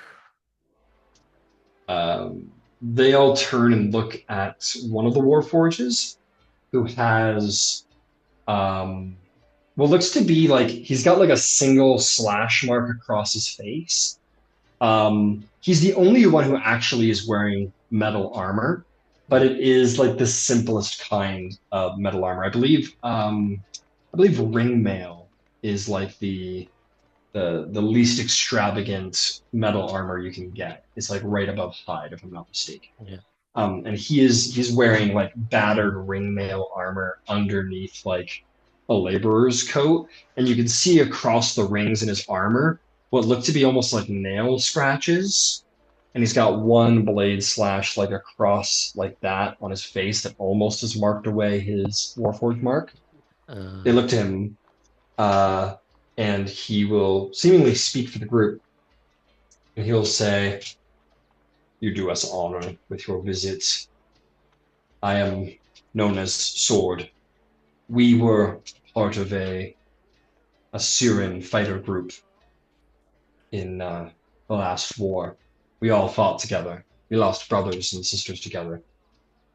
And now we work these Ondarian docks together."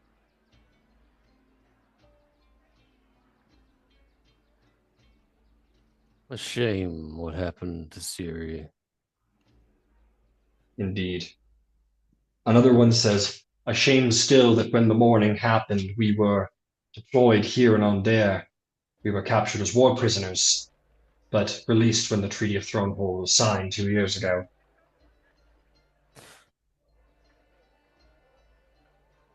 I was deployed somewhere to the north of Siri. When the morning happened, I awoke on the shores of Karnath, and there I was taken by their military and used as a training dummy. They all kind of look down, and you can see them almost shake their heads a little bit, kind of sharing in the disdain of that. They used me as a means to train their soldiers, to find our weaknesses, inspected my internals, and, well, when winter fell, during the winters, I was made to simply stay out in the yard as my joints froze over. That is shameful treatment, brother.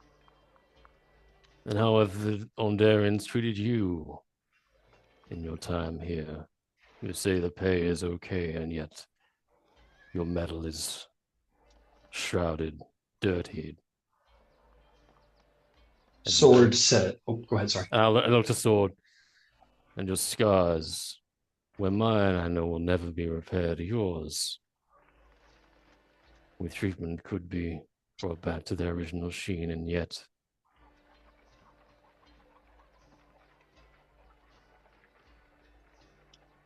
nothing has been done. He says, I came into a bit of money, and I had the option to repair myself or buy new armor, and I chose to buy armor." And he sort of opens his shirt and reveals the ring mail when its completion. He says, "I choose to keep these marks. They remind me that I am a warrior when I look in the mirror.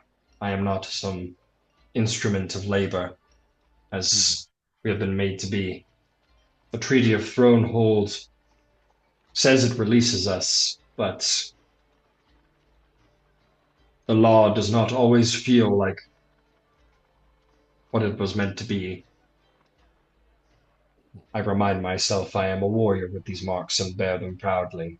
I fought in Karnath, I fought in Ondare, and now I'm here."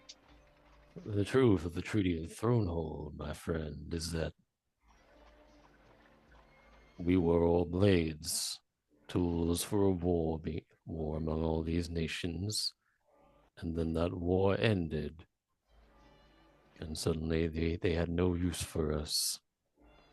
They were not releasing us from their service, not granting us freedom. They were throwing us away, at least until the next war starts. And I can assure you, we will not be free when the next war starts. One of the laborers here says, "You believe there will be another war?" another after the last. I think it's an inevitability. And when I envision what that war will look like, I find myself unwilling to take the side of any nation. Their treatment of us has been, well, lacking, discarded without aid, thrown away like common tools, turned into laborers or scrap. So, have any of you ever been back to Siri, into the Mournland? They'll shake their heads, and Sword will say, It has. When we were released from being prisoners of war, we were offered jobs and freedom, and we have found no reason to leave. We have nowhere to go. We have no home. If we had a home, it was Siri, and Siri is no more. In the ruins of Siri, there is a place where the Warforged can call home. I can't look to Shell then. Shell here is from that place, as am I. It is a hidden place, known only to and populated only by the Warforged. There we are all brothers. We are equals, not tools to be discarded and thrown away at the leisure of some fleshy master. We fight for ourselves under our own banner.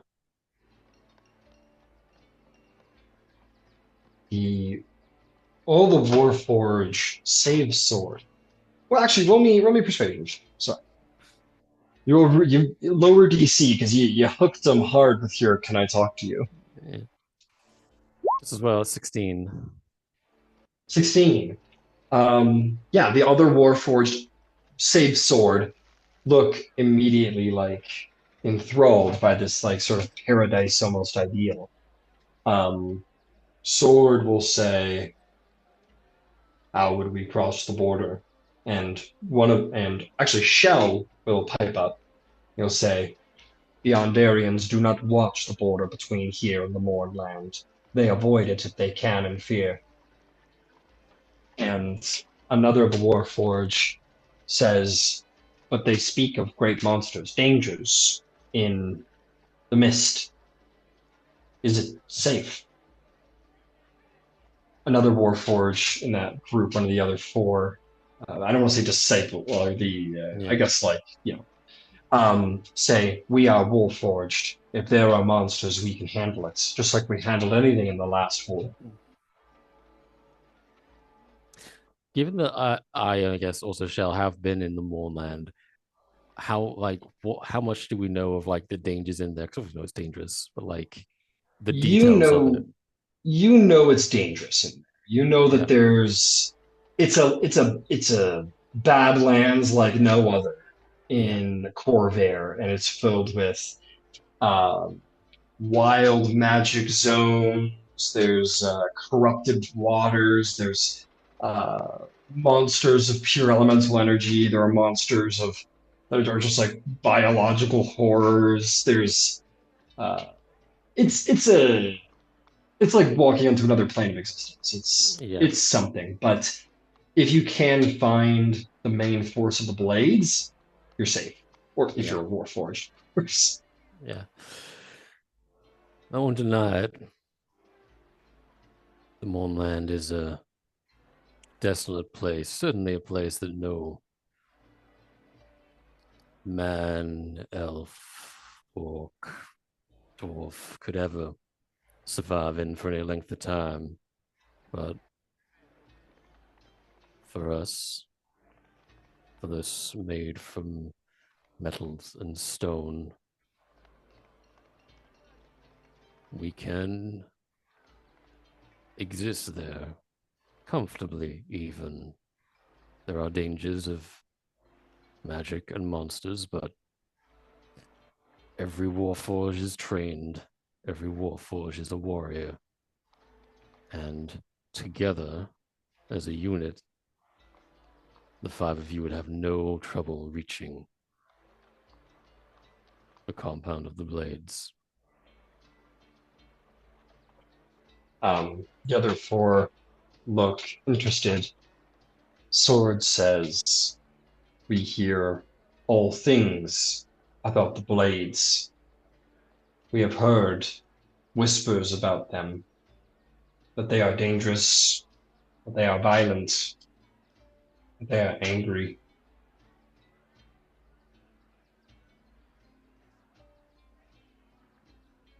Dangerous, maybe. Violent, well. Everything's quiet so far. And angry. My friend, I am ever nursing rage. The Treaty of Thronehold was a betrayal not just to myself, but to all others of our kind. I think that to not be angry is strange. And can I get like an insight on Sword in terms of like his like how he feels about this current situation and like treatment of the Warforged? Maybe an insight check. Okay, 21. Very nice. You get a deep skepticism from him, and it is revealing of his wisdom. They talked about being a squad in the, they were Yeah. a Syrian squad. He was clearly the leader of them while they were fighting and while they were here. You can imagine, is and always has had to be worried for the safety of his soldiers under him. He considers them his responsibilities. So he's skeptical, but not necessarily like offside. He's not sold as quickly as the others are. Yeah. But you do sense that he's also like the heart of them like he's the guy you gotta sell. Yeah. I'm angry because they released us into a world that was never meant for us. We were never intended to be free. There isn't a single warforged in a house bar one of a recently discovered house. And I do kind of like tilt my head to show the mark. Ooh, from people. Yeah. There are no warforged leaders among the nations. There is no seat of power in this world where a warforged can lay claim. And so to call us free is it's a lie. We are what you currently are. The gears of a labor machine creating things for people who are not grateful, not interested in our well-being, and regard us as things to be hired and nothing more. And when it becomes a time where you will be needed to kill for them, they will demand it. You feel that you're the other 4 pretty heavily sold. Sword is the last stick. And he kind of he pauses for a moment and thinks on what you had to say, and then he kind of. I'll say like one more thing. Sure. This peace may go on for a time until one faction or another discovers the cause of the mourning. And when that comes, the fires of war will begin again. And rest assured, you and your squadron will be drafted to fight for Ondare, I don't doubt. That may even place you against New Syria down south. Sword says, what would you have had the Fleshborn do during the signing of the Treaty of Thronehold? We are laborers. We are not great warriors as we were, but they did free us. What would you have had them do?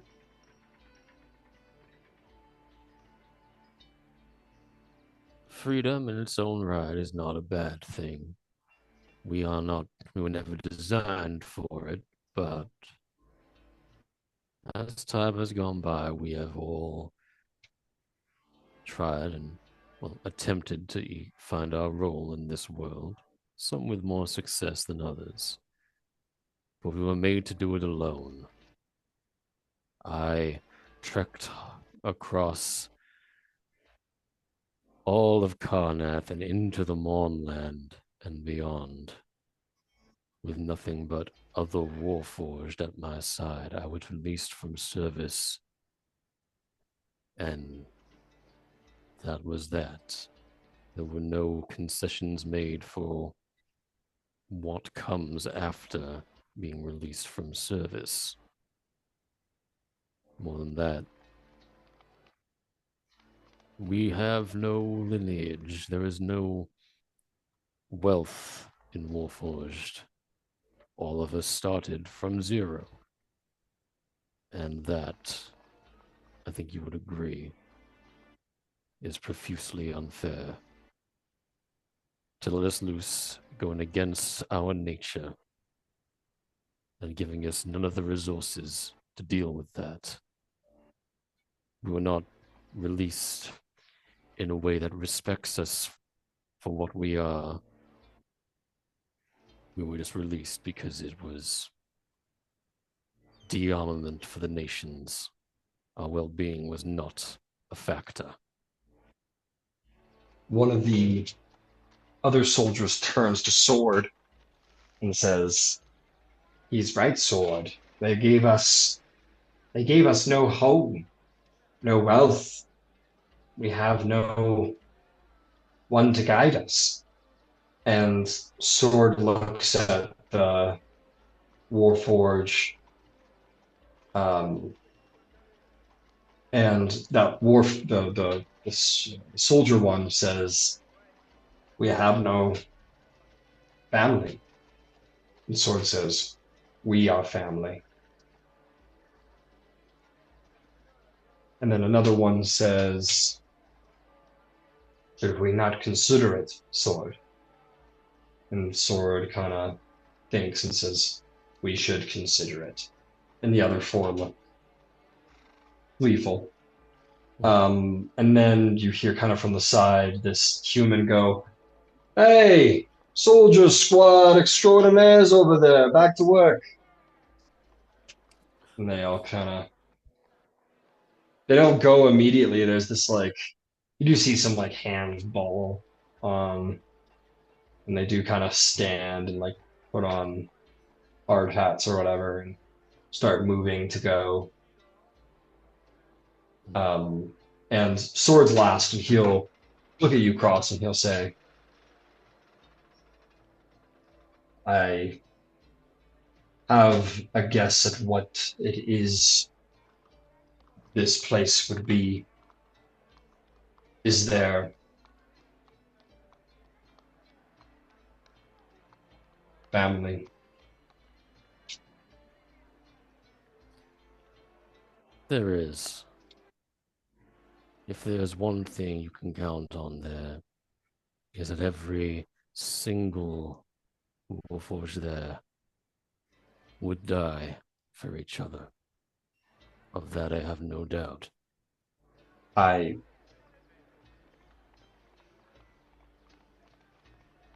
He kind of like looks off, and on one of the side street you see like this family walking down the street. The mother's got a little stroller. He goes,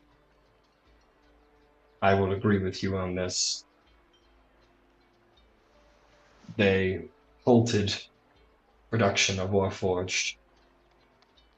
I know they saw it as a kindness, but there will be no more children to us. We will live within 28 years of one another forever. And then we will be gone, eventually. He'll nod and say, thank you for the opportunity. Where can we find you if we want to know more? I have to be really careful about this because I can't just send that to the memory. Why not? We'd all love to talk to them. No, you don't. No.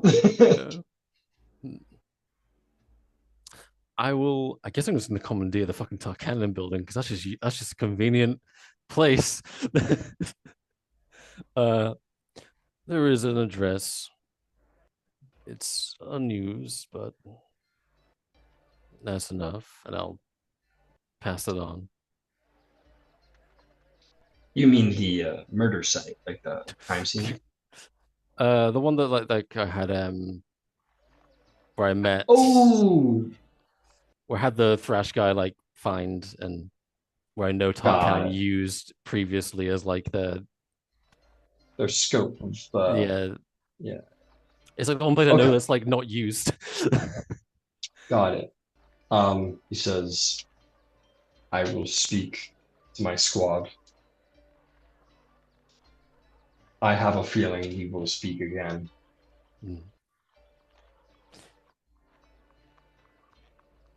And he will go to work. I will say, do I know that the Lord of Blades has a creation forge? I'm going to leave it to the dice because, in my mind, considering your background, I kind of liked the idea of him having told you about it, but let's leave it to the dice. I'll leave it. Yeah, leave it to the dice. Roll me a luck check. Just roll me a d20. Let me know what the number is. Okay.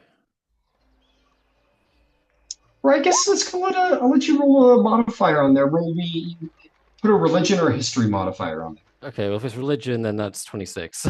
Oh yeah, he took you there and showed it to you. You've seen it firsthand. I kind of grab Sword's arm and I kind of sort of whisper into his ear. Though the fleshborn have signed over our inevitable extinction, the Lord of Blades has thwarted that.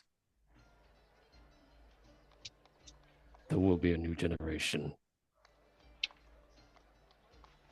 He looks at you. You see his eyes. There's almost an expression on a Warforger's face, but his eyes sort of glow. He's sort of taken aback by what you've said. He nods. And he says, Thank you. Thank you. He'll put a hand on your shoulder as he walks by. And we'll go, and as he does, we'll get a little passive insight. He does walk with his shoulders. He does walk with like a little bit in a mist, like maybe not confidence, but like you definitely took him back there. Yeah. I want you to roll me a persuasion check on that, because that's a big sell too. Yeah. 21? Well, you rolled really well, and he rolled a nat 20 on his insight. So he walks away like mystified, to be sure, by your words. Shell's eyes seem to glow with a certain like enthusiasm. He says, "It is a great honor to watch you work, Evangelical.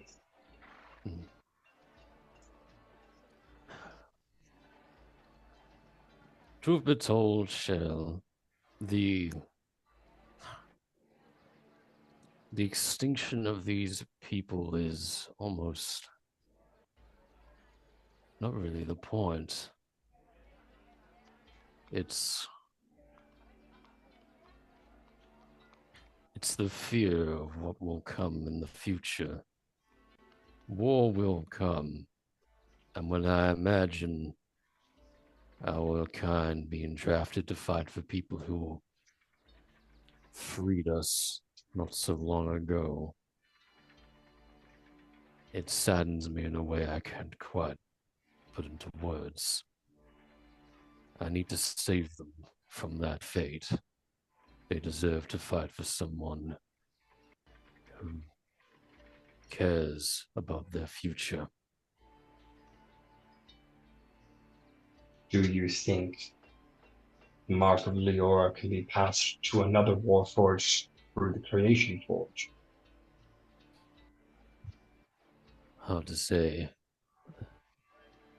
I don't know enough about how the Creation Forge works. I've only seen it. But I would like to,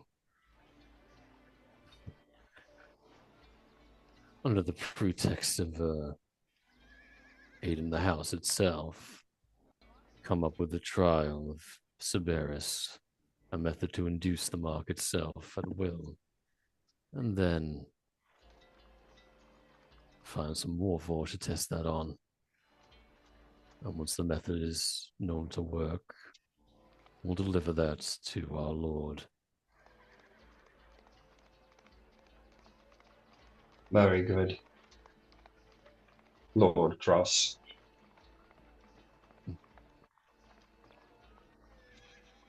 Well, I think that's a good day's work. Let's return to the demesnes.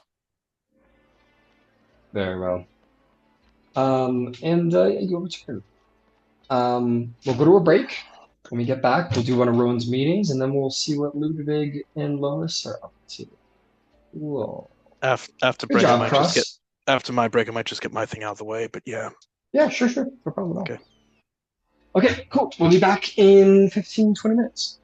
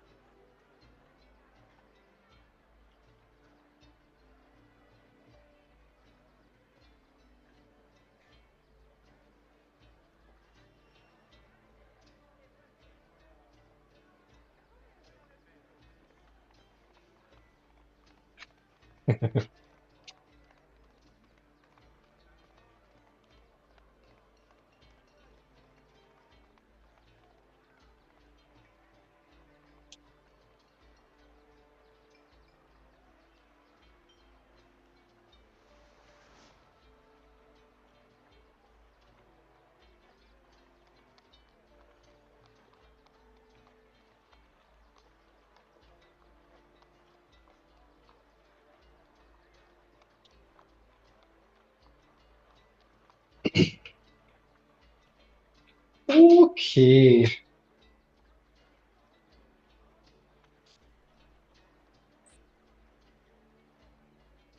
All right. We ready to go? We'll get to it. Ludwig will be back. Ludwig will be back.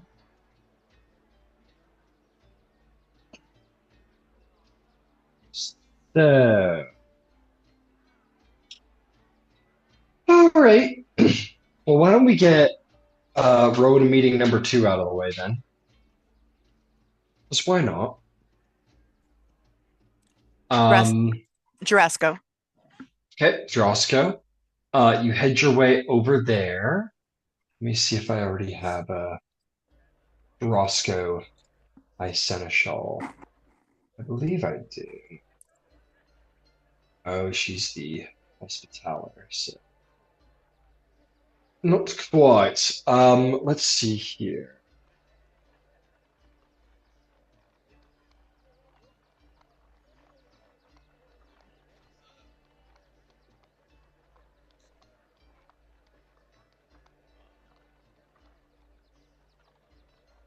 Half a moment.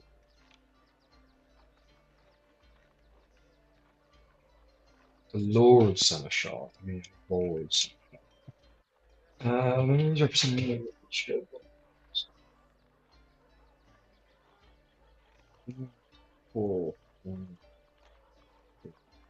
Okay.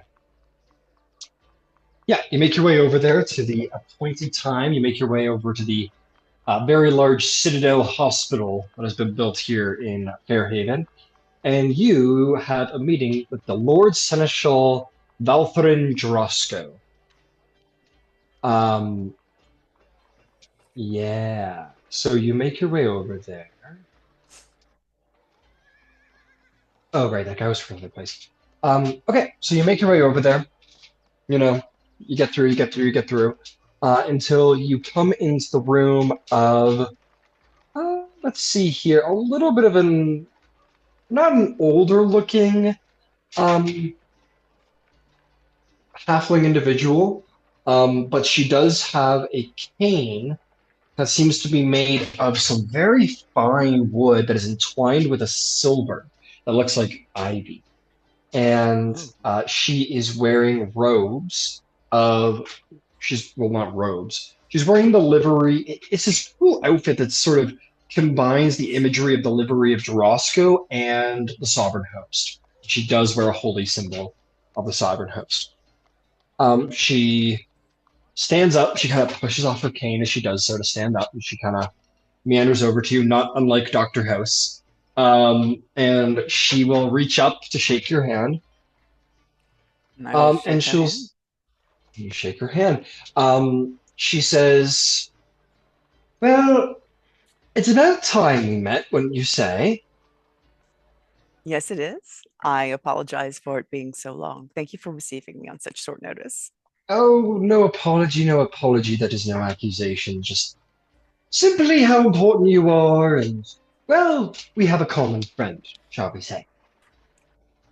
We do. Please. Sit. And I am so glad that we have the same friend, because it was about her that I kind of wanted to talk to you about. Ah, very well. Well, please, let's hear what you have to say. So here's the thing. While Liz's methods may have been unorthodox, the scientific nature of her inquiry is frankly spot on. And as a scientist with some background in medicine, I realize that this is a once-in-a-lifetime opportunity, like apparently a twice in a millennia opportunity. Mhm.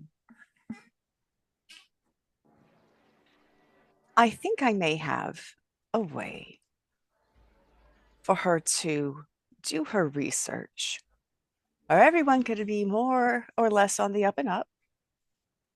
It would circumvent any problems about consent, I believe. And you could spin it into a huge PR win for House Leora. Normally, when we talk about fertility in lines, we're talking about the men, right? Because a woman can only get pregnant once ever, however many months. But she has a ridiculous number of eggs, right? And she will, and Rowan will now, proficient in medicine, will go on to talk about her ideas of in vitro fertilization and helping common people, unmarked, who are having problems getting pregnant and having children and increasing their families, because that's important in times like these. She puts her hand up and she says, I love what you're saying. Completely respect it. I do need to be very upfront though. If you House Churrasco is how to say this? House Churrasco oh no, I'll be blunt because you know Liz well enough. We're not terribly interested in having any PR of any kind surrounding Liz. It doesn't need to be about Liz at all. In fact, that's probably better if it's not about Liz, just about the house. Those two things can be divorced. And honestly, she doesn't want attention on her. She really doesn't. She wants to do her work. Yes, she does not. that is. She that is complained Liz. every time she ever had to be in public. No one wants to be in public. I get Right. that. So you're speaking of pregnancy, Lady, excuse me, Viceroy Rowan. What is it exactly that you're inquiring about? She will go on to talk about her nascent concepts of in vitro fertilization and donating eggs that could be implanted, allowing people to get pregnant who were otherwise having problems with pregnancy.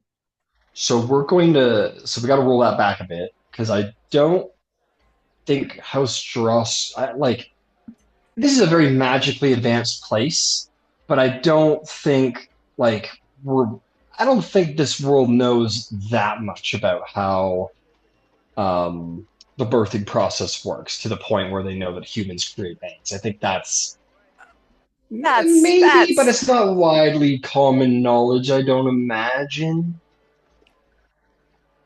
I have proficiency in medicine and a couple of other things. Can I roll for it?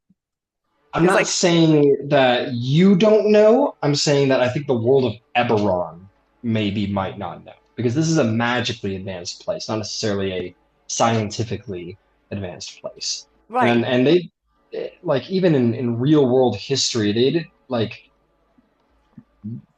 the internal of the human body wasn't largely documented until, the 1400s. So, I think this is, I think we're going a little bit beyond what Eberron is knowledgeable of as far as how the human reproductive system works.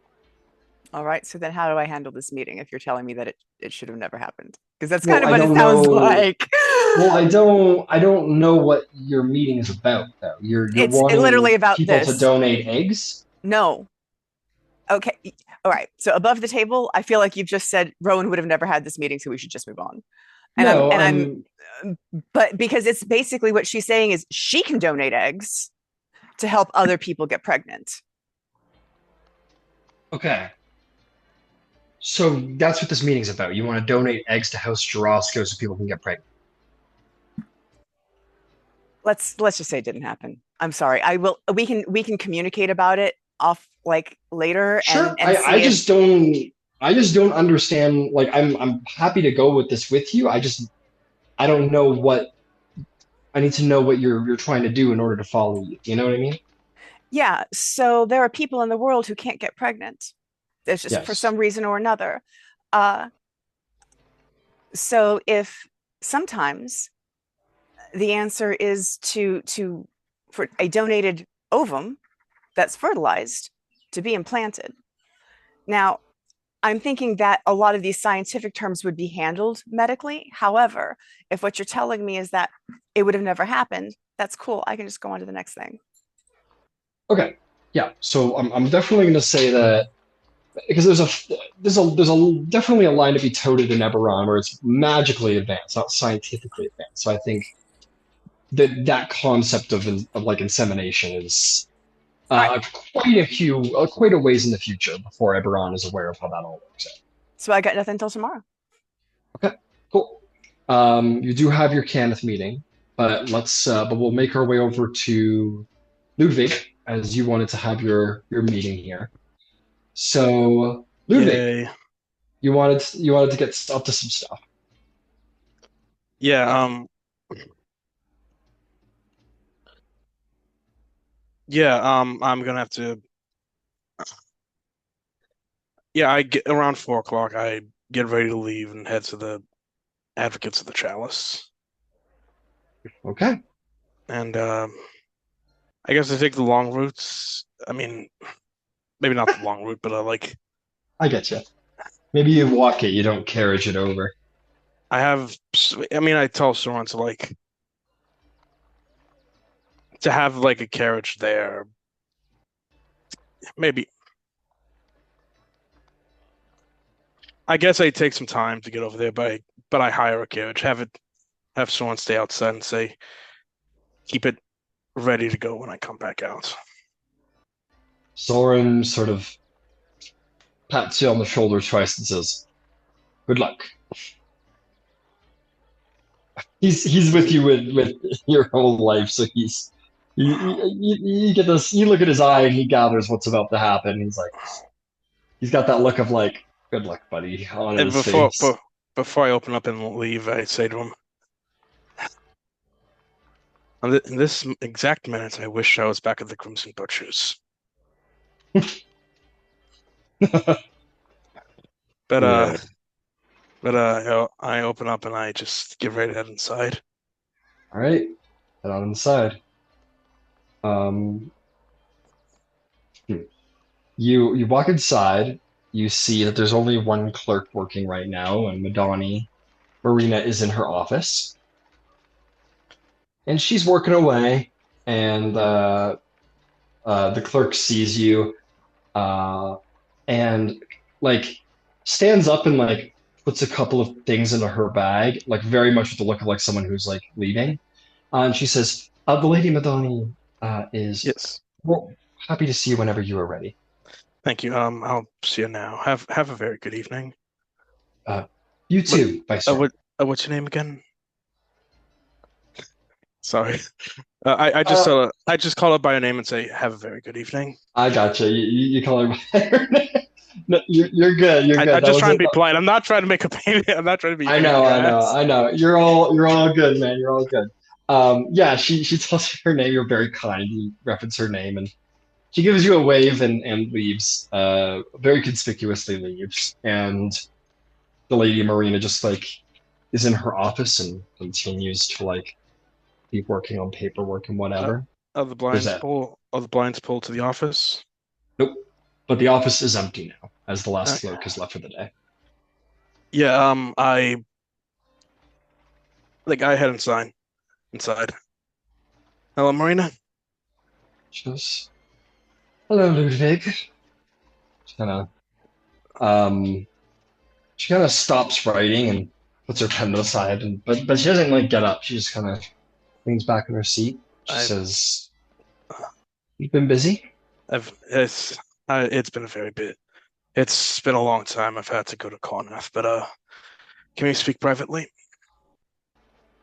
She gestures around the office. The front. I closed the front door on my way out. My way in, right? It's a pretty decent office space. Like there's like it's big enough to fit like two rows of two desks, and then her office is in like an enclosed glass space. So you're private, and the doors definitely closes with you. Even if the door was open, nobody's eavesdropping on you from the door frame. Okay. I close the door, but I sit down. How does she seem? Make an insight check. 22. She seems a little annoyed. Sorry, I apologize. It's been longer than I anticipated. Things were surprising in Carnath more than I liked them to be. I saw Lois yesterday. How was she? Well, she came in very interested in some legal documents. You usually travel together, or were you in Carnath longer than she? I was in Carnath longer than she was. I want you to make me a deception check. Now, while that's true, you have been in Carnath for a couple of days. You were there yesterday, specifically.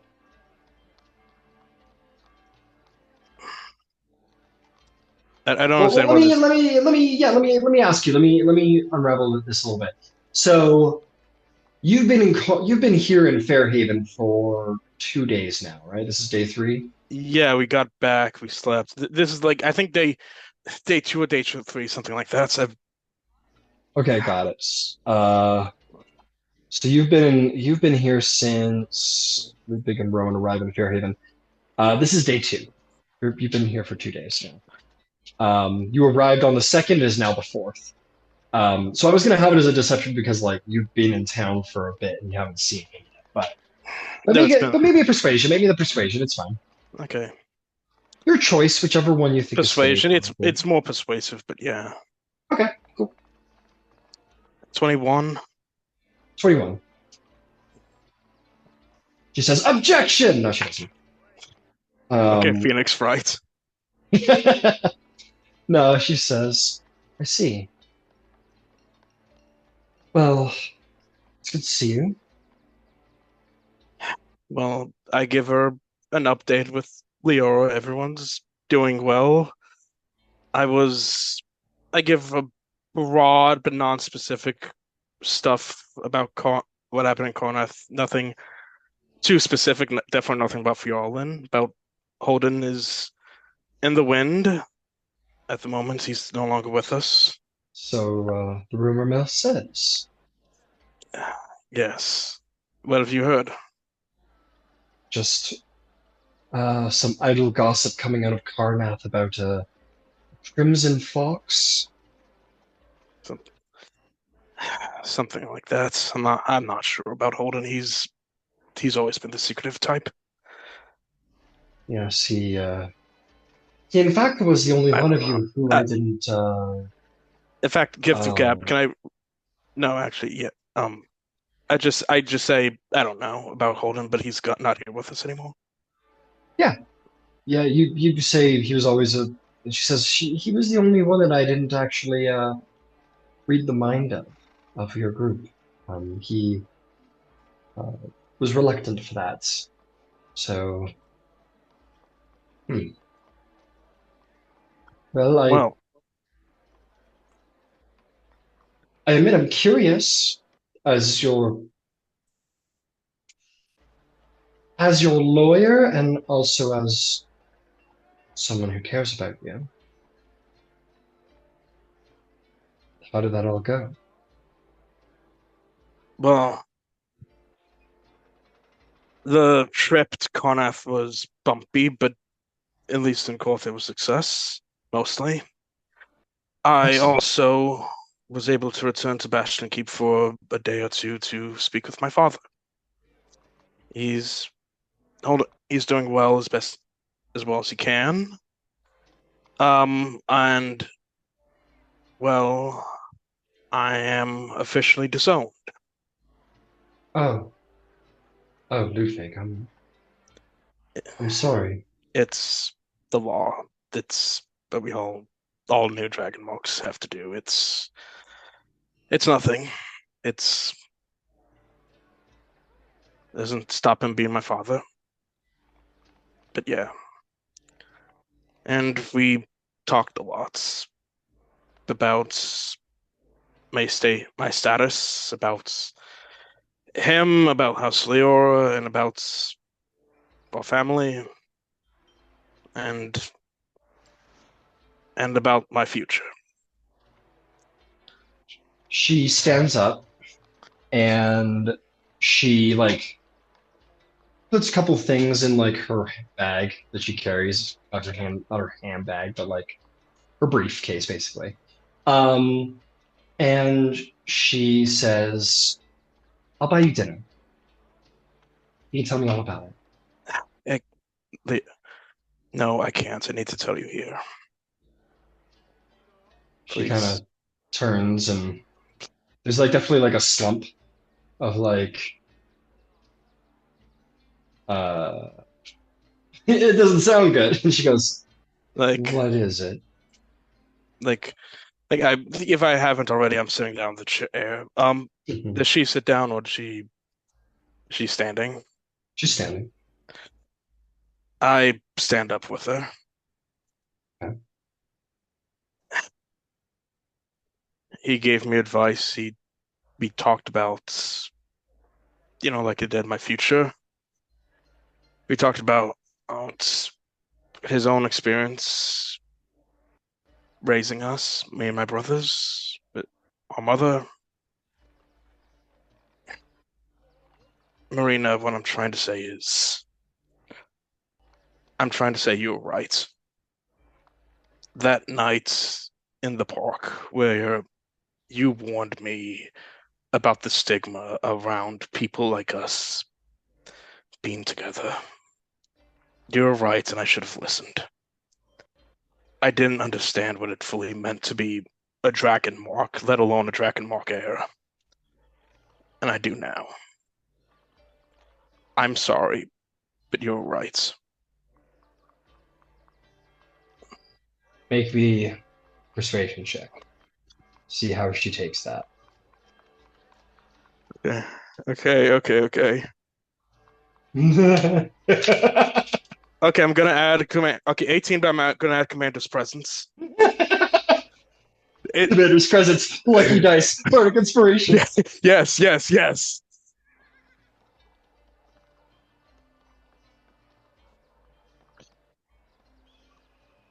Don't be mean to me when I break up with you. 19. 19. Okay. She kind of looks away from you, kind of slumps back into her seat, and she kind of like sort of like puffs to herself. She goes, "I feel like quite the fool, I must admit." You're not a fool. No, I am. I knew this was a poor idea and I let you convince me.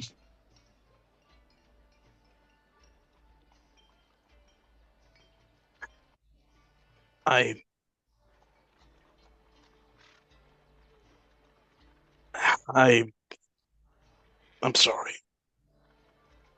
I'm so sorry. It's fine. It's fine. I'm happy for you that you have. It wouldn't have worked anyway. It's like you said.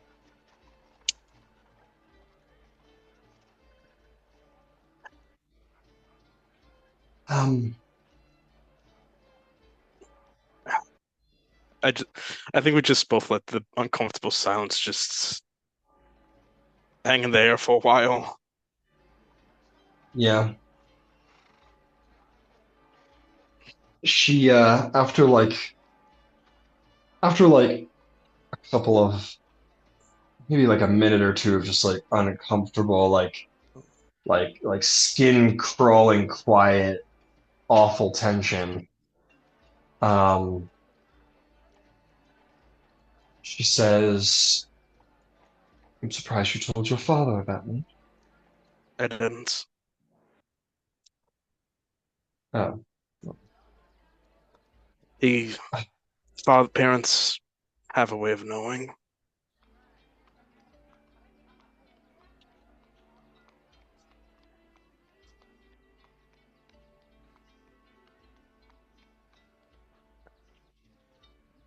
so you're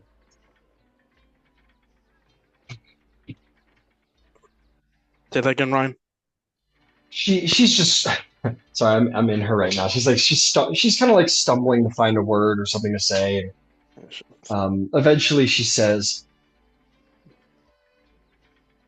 is there anything else, Ludwig? Walking through your office and hiring you. And the day I walked through that, when I chose to walk through your office door, was one of the best decisions I've made in Fairhaven. Well, you're right about that. I'm a pretty good lawyer, if I do say so myself.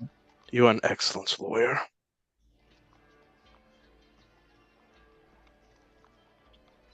Okay.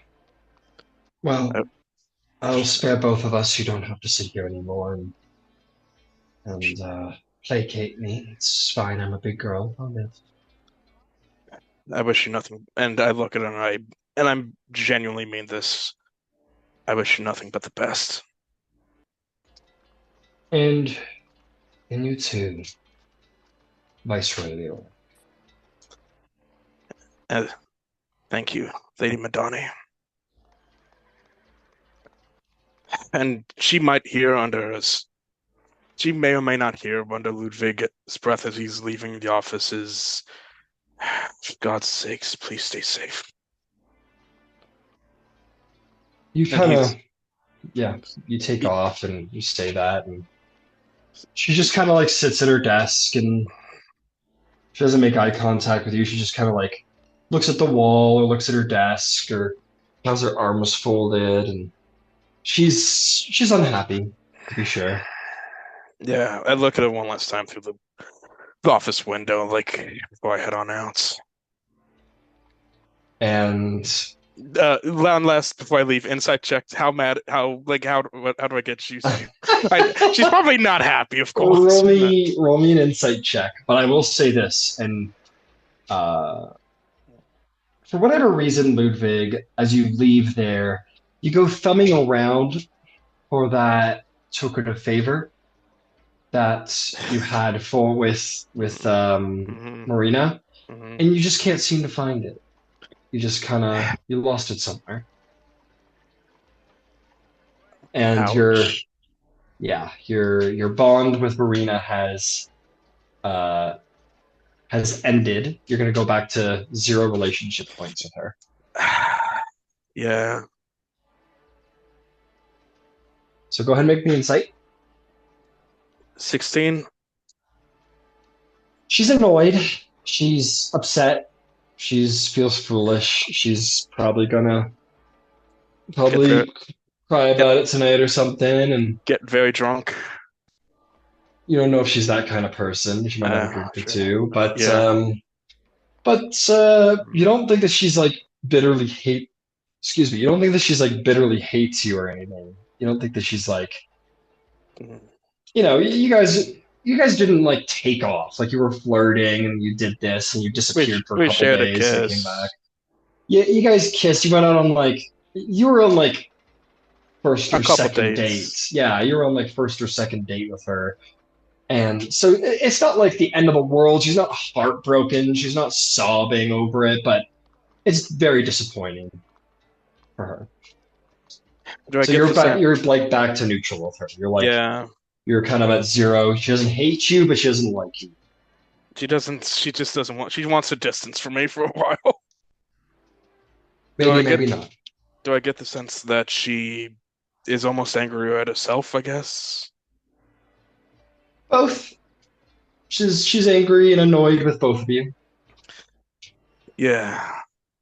I hop in the carriage, tell him the rider just get back to the dements. Um. Oh fuck. What's his name? Soren. Sorry. Sorry. I can't. Soren doesn't stick here. That name. He Yeah, like that's what I'm he for. he goes into his bag and he pulls out a flask and just hands it to you. I drink the whole thing. He goes, yeah. He just kind of there. You ride back, I and I will give you an inspiration, Ludwig, because thank you. that sucked. It was the responsible thing to do, and it sucked. I tell Soren we're going to do a practice tour when we get back. As I you want say, sir. I want to punch something and I want to get punched in the face. He puts a hand on your shoulder. He says, "I get it. I'll Yeah, punch you in the face. thank you.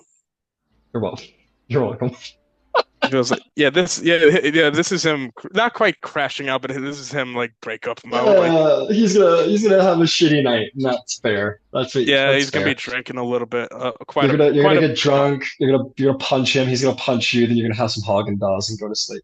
Yeah, I get it. thank you. And that's how the night goes. You get out of the you stumble because it's like whiskey. It's like pretty strong whiskey. You stumble out of the thing, and I'll tell you what. Carmen is right. Me and Ludwig and Rowan are fun contracts to have for defenders. Yeah, they're not. You guys aren't bad. They're like, oh, okay. Cool.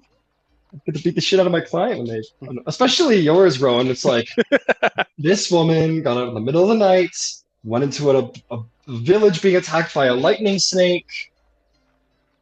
I get to punch her in the face sometimes. It's great.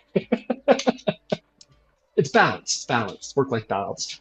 Yeah, you go into this field. I'm gonna say.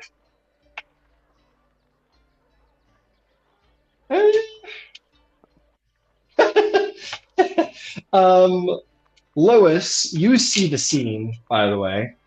You're like walking by a window in the Dements that evening, and you like look out a window, and you see Soren on top of Ludwig just boom, boom, and he's like, "You want me to stop? You want me to stop?" I spit in his face like, "Come on!" I'm sorry. Don't fire me. And Ludwig just get punched in the face by Soren. Yeah, and after a while, I just kind of like stop. Like, that was good. Okay. Like, I mean, it's like a half-ass punch too. He's not like going hard. He's not trying to turn your face into meat. He's like, he's punching you, but he's not you're not losing any teeth over this.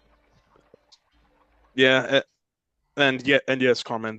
This is his Shell's fight was yesterday. This is a different fight. Yeah, Ludwig, you wake up tomorrow morning hurting. You're like, maybe I pushed myself a little hard on this. Yeah. I deserve this. This I deserve. This I kind of deserve. But you catch that scene, Lois. I maybe you catch the end of it of Soren like half-assedly punching Ludwig and then letting go of Ludwig. Ludwig just slays in the rain, just sort of looking a little upset, looking a little in the sad. grass, I guess. In the grass, I guess. Soren looking like this is shameful. Yeah. Not you, but himself. Punching a yeah. man who just broke up with his girlfriend. He wanted. Did I get a licking? You what? Did I get a licking on someone at least? Yeah, sure. You absolutely did. Soren was like, he like misprotecting himself a couple times, giving you a satisfying hit. He's like, oh no, I forgot to cut my shield over. Oh no.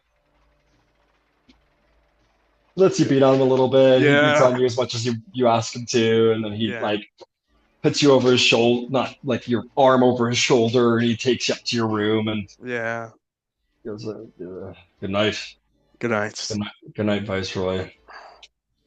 Night, Soren. He'll turn off the light after tucking you in. I love how the defenders are our babysitters, basically. But that's exactly what they are. They're babysitters. Okay. Lois, I want to hear about you. We haven't heard about you. What are you up to on this most merry of days? Uh, after seeing the shenanigans go on, Lois is doubling down on what she was planning on doing anyway. She's just gonna write a note, gonna fold it over. She's gonna leave it, on an end table somewhere. And she and her defender are getting on the train, and we're going to Sharn. Okay. We're going to Shar. Hell yeah. Okay. Sounds like we're doing a bit of a. We're probably going to head to a little bit of downtime if that's the case, because that is far. I'm going to start working on that. Yeah, I assume the notice for the party. if I'm gonna talk to Dad, I'm going to go talk to Dad. Fair enough. Fair enough. Can't blame you there. Can't blame you there. Ooh, she's a bit of a trek. Sharn, oh Sharn, oh Sharn. Sharn, oh Sharn. You fly through Rot at one point, which is fun. Some days are gonna pass, my friends. Some days are gonna pass. Okay, we're almost there. Bear with me. No worries. Okay, that is uh, hun- uh 1,530 miles. Just gonna figure out your travel plans here. Travel, travel, travel. Okay, do you want steerage, standard, or first class? We'll go steerage. Fair enough. That's a long voyage. Your defender is paid for. So 3 times 30. That's going to be 459. Oh, no. It's less than that. That's 45 gold and 9 silver. 45 gold, 9 silver. Okie dokie. Uh, 45.90 copper pieces. And just in case you cared,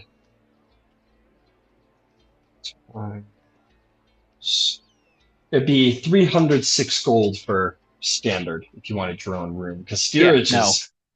Yeah, that's fair. That's perfectly fair. Okay. It is cramped. It is uncomfortable. People sneezing, coughing, babies crying. You're sitting like this. Your defender's armor is like kind of jabbing into you, and you got another person on your side. It's not the best. Let's see how long that takes. So 30 miles an hour. So that's 1530 divided by 30. So 51 hours. It's going to be about 2.5 days getting there. Days. You mind if I ask how long you intend to how long you intend to stay in Shaw?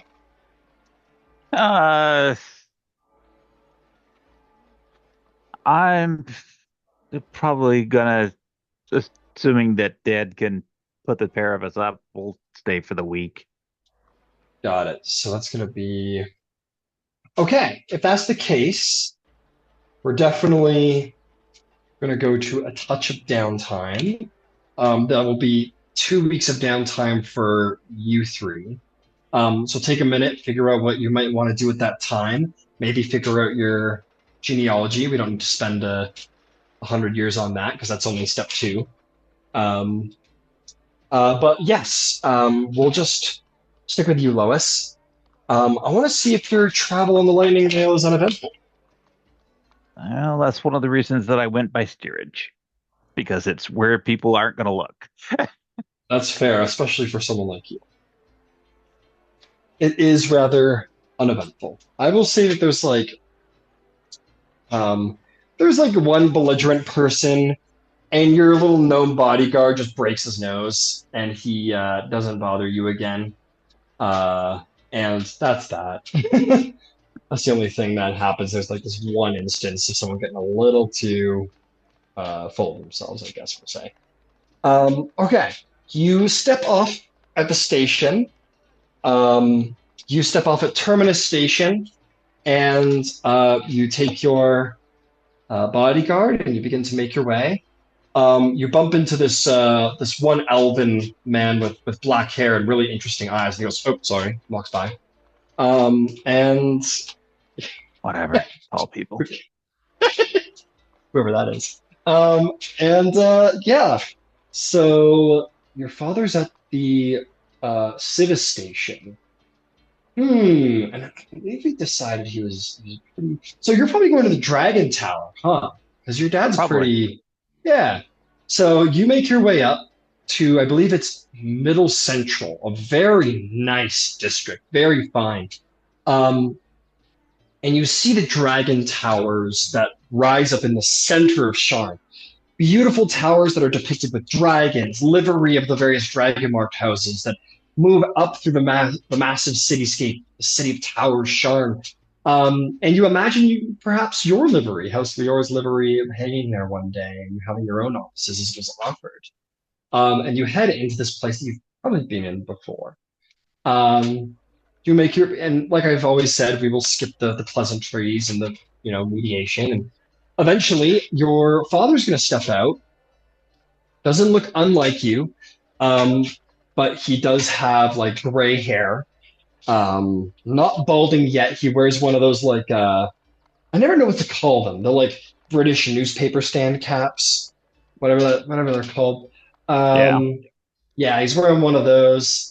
He's got like a little jacket. He's got like the livery of House Civis sort of hatched onto the top of his jacket. And he comes out and goes, Lois, what are you doing here? This is such a surprise. And he gives you a big hug. And he goes, oh, my little Lois. You've been gone so long, I thought I'd never see you again. It's been an interesting little bit of a time. So I imagine. That's what I hear. This is Kira. She's my attending guard. Oh, I see. Well, it is a pleasure. And she's like, yep, Kira, Lissalin, Defender's Guild. Defender's Guild. Wow, Lois. Very impressive. Well, there was an incident with the Thraskians. The Thrask. Oh, you had problems with Thrask all the way out in Ondair? Yeah. Yeah.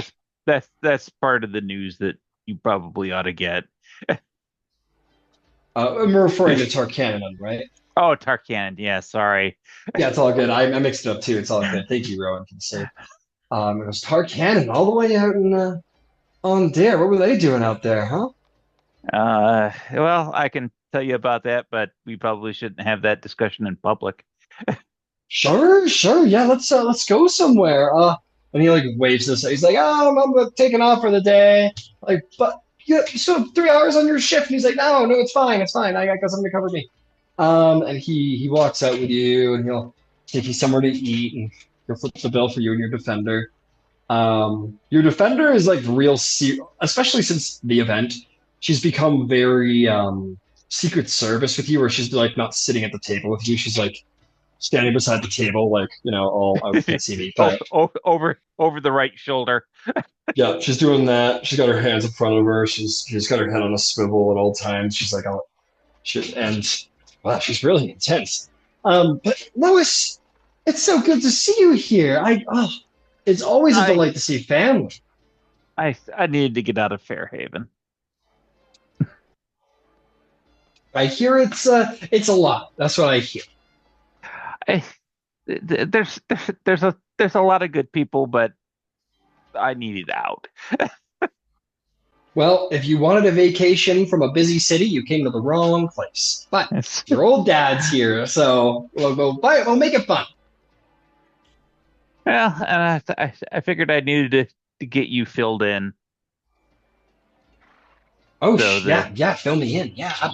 He almost like he moves his drink out of the way in front of him, and he like leans forward. He's like, yeah, fill me in. What's going on? Well, we'll start with the with the incident. It was damn near terminal. Actually, I think it was terminal. What do you mean? What happened? They came out. There had been news about, a new Dragon Mark house. They figured relatively few number of members. There was a shot that they brought in folks they could put a knife in that thing right at go. Oh, And they were reasonably successful. oh, really? Someone, one of these Leora people died? Yeah, me. Oh, what? What? You? What do you mean? You died? Wait, what? But Yeah, I got better. People make some arrangements, but I don't recommend it. you're serious? You died? House Tarkana came out to on dare and killed you? They attempted to kill the entire of House Leora. Well, why the hell And did you come here? This is where there's the Tarkana game. they aren't going to look directly under their nose. I mean, where else are they going to look? They're going to look where the rest of them are in Fairhaven, if they're going to look. Bigger balls than I do, honey. Yeah, well, they weren't kidnapped by a psychotic Carnathy warlord last week either. So, What? Lois, you don't write home enough. This is all very juicy stuff. We need something to talk about at these family dinners that you're not a part of. Well, let me tell you the whole story. At which point she will lay out the whole story. Whoa, Lois, you've been gone less than a month. Well, I think I'm just about exactly a month now. But still, you died and got kidnapped by a Carnathi warlord? Oh my goodness. And quit the Korenberg Chronicle? You love the Korenberg Chronicle. I do, but the ethics of being associated with House Leora and writing without significant editing weren't mutually agreeable.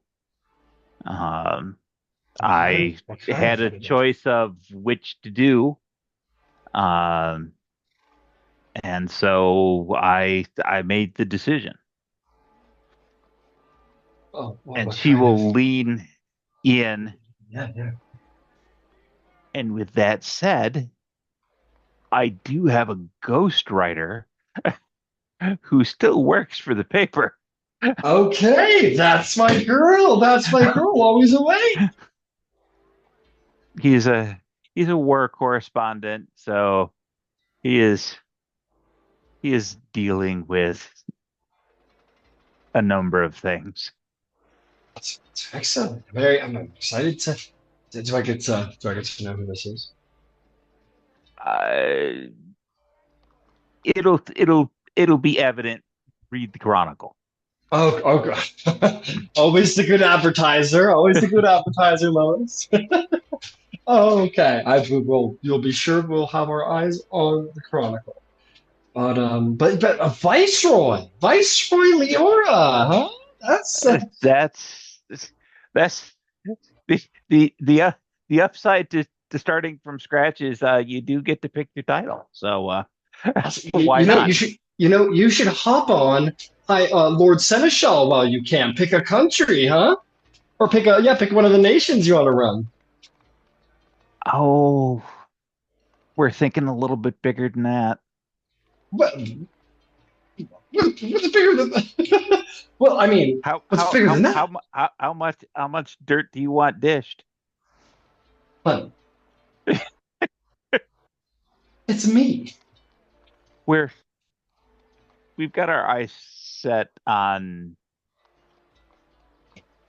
establishing our founding location at Thronehold. Okay.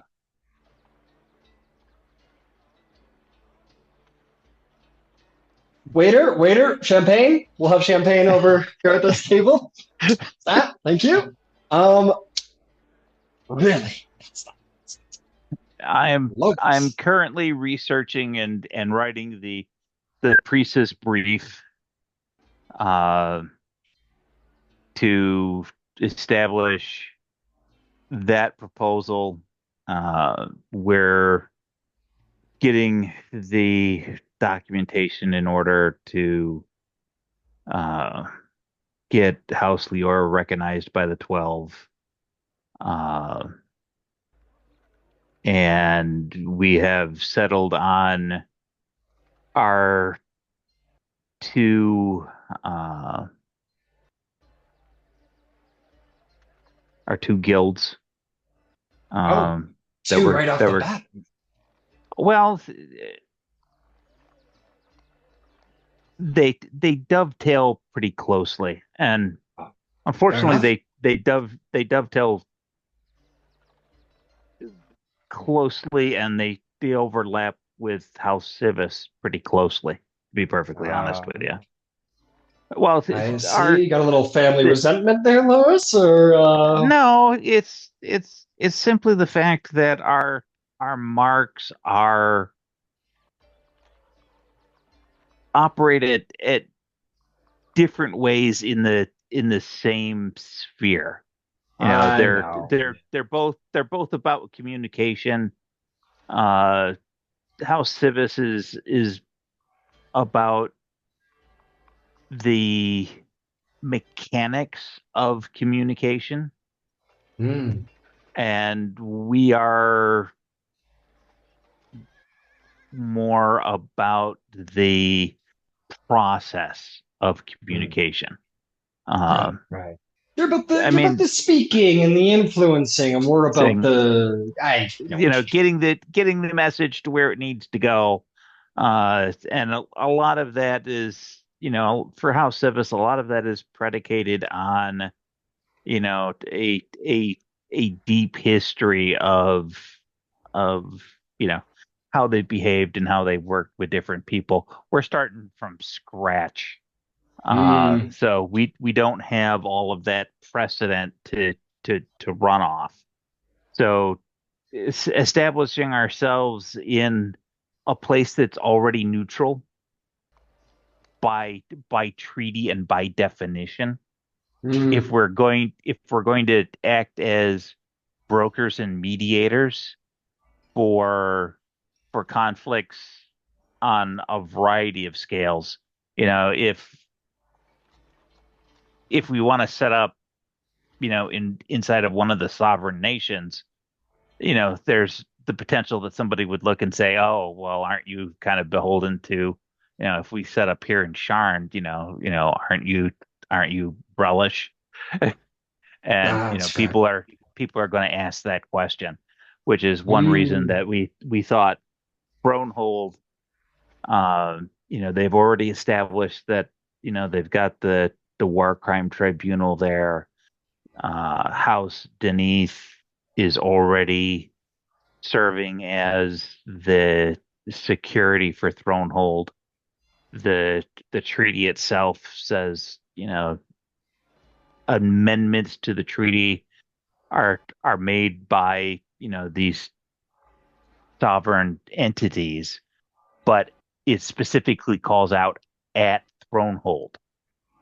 So that's the spot where that's gotta work. It makes an abundance of sense to aim for there. And Yeah. if we do it right, uh, there's a chance that we may be able to repair and restore some of the royal precinct, the business offices or something like that, and kind of work our way out if we're reasonably successful, which would Yeah. be, a heritage thing for all of the signatory nations. Um, You're really serious about this. You're really going to try and establish that, huh? yeah, I've given it a great deal of thought. I've spent the you know how quickly I absorb stuff. I've been looking at the documentation for the edict and the treaty and the Gallifrey's rule of law. So um, I may try to perhaps establish myself as a barrister. Oh, Uh, wow. You're going so to take the bar, huh? well, as a as as a as a member of our family and a, a diviner by training, I don't think passing the bar will be particularly easy. Not when I can snatch some of that expertise out of the out of the ether, as it were. Well, if you got a skill, might as well use it. You got That's information, you might as well use it. and it as a profession, it dovetails very nicely with the whole market speaking and that sort of stuff. Uh, but there's a lot of politicking going on, and I'm not politic. I never have been. Ah, that's fair. That's fair. Hey, you gotta stick with what you know. You gotta stick with what you know. Well, what you do know is, the word, writing, words, civis. So, hey, maybe you might end up just being maybe a guild master. I mean, that could be the path for Lewis. Could be. We'll see. We'll see. Well, you didn't tell me what guilds were you thinking about establishing? What are they going to be? Well, You think? one is going to be, kind of like the Speakers Guild, into that it's for law and those various things, help sort contracts for folks, yada yada yada. Hmm. That's going to be where the where the daily where the daily coin grind is going to be. Right. The more prestigious is probably hopefully going to be our diplomatic service. Um, you know, Particularly if we can help sort, like the situation between the new Sirens and the Breland folks. We're looking to see, is there an opportunity for us to smooth some of that out. Of course, of course. Wow, wow, got a busy month. Look at you establishing a Dragon It House, it new guilds. it has been exceedingly busy. I can tell you for a certainty, there's absolutely no reason to ever want to visit Karnak.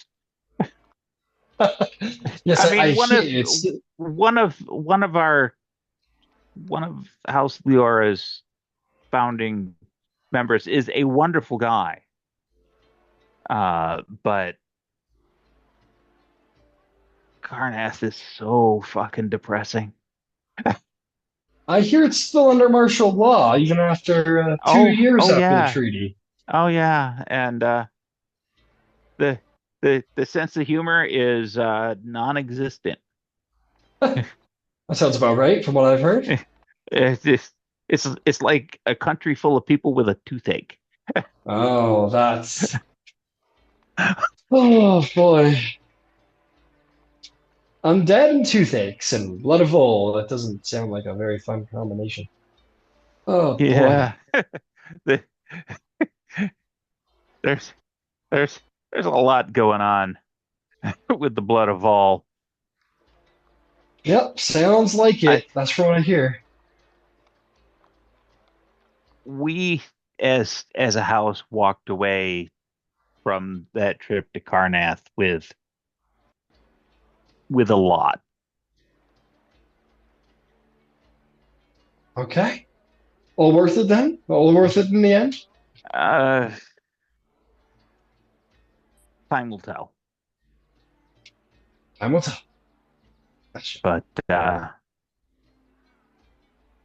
the the shenanigans and the degree of deplorableness is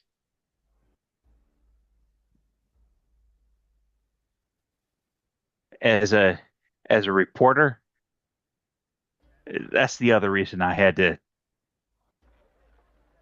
to specifically get myself out of that obligated space because I strongly felt obligated to directly report on what we walked away with. And that's not in our best interest Mm, as a fledgling house.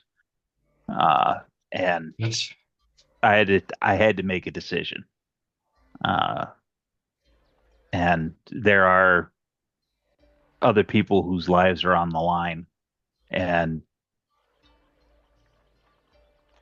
I had to decide where the rubber meets the road.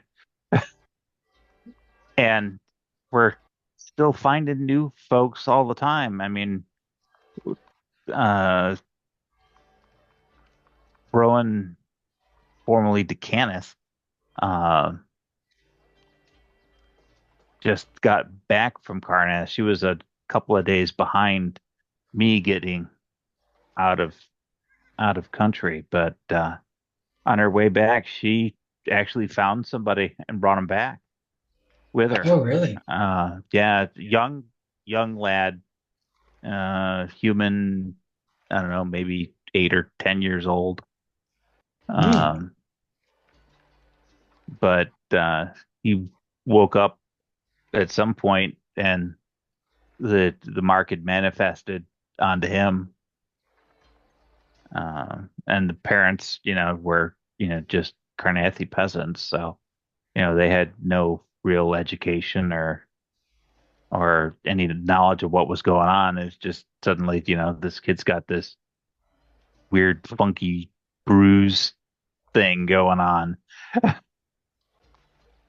But Mm. he's he's currently getting lessons from House Fiarlan and some from House Leora to, get educated and, you know, literate, Well, good. which is fantastic. But Hmm.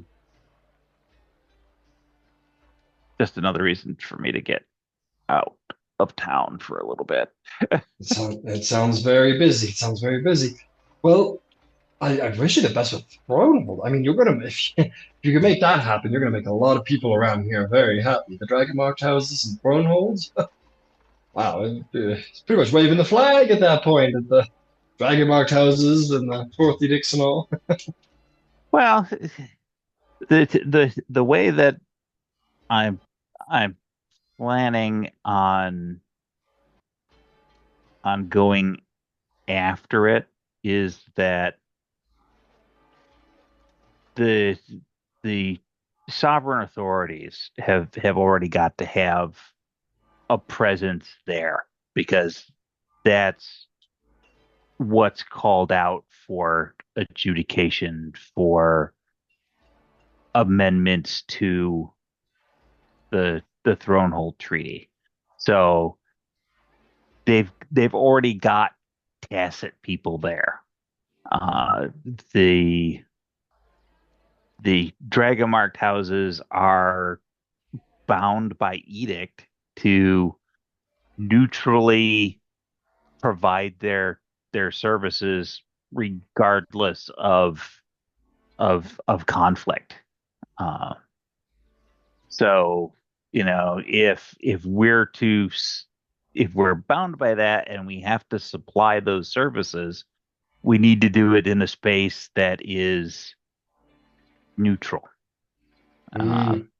And much like a lot of the other, not all, but some of the Dragon Mark holdings, if we can leave them, in some cases they're on lease to, for, a 1,000-year lease to whomever Mm. from a so, it's the same idea. We're just leasing the space on behalf of the Gallifreyan crown.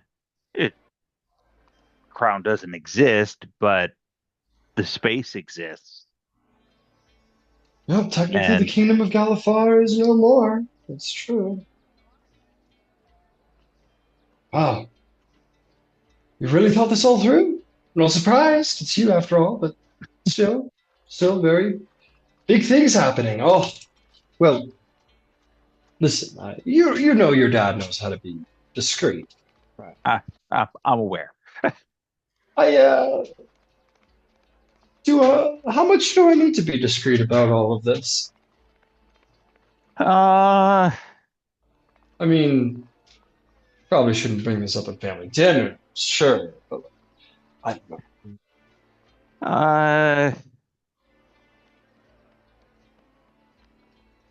Well, you're probably I a ways out from being established as a proper house. I mean, the the the paperwork is in flight, but it's tedious and annoying and mostly pointless.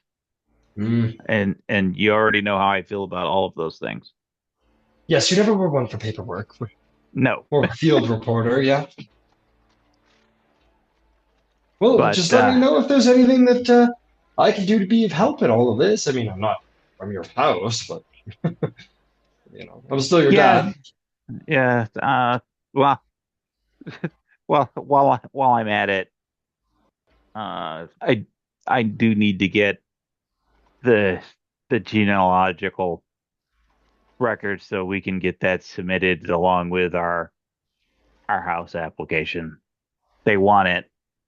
Why is beyond me. It makes zero sense. No, yeah, I don't know I didn't, why? That doesn't make sense.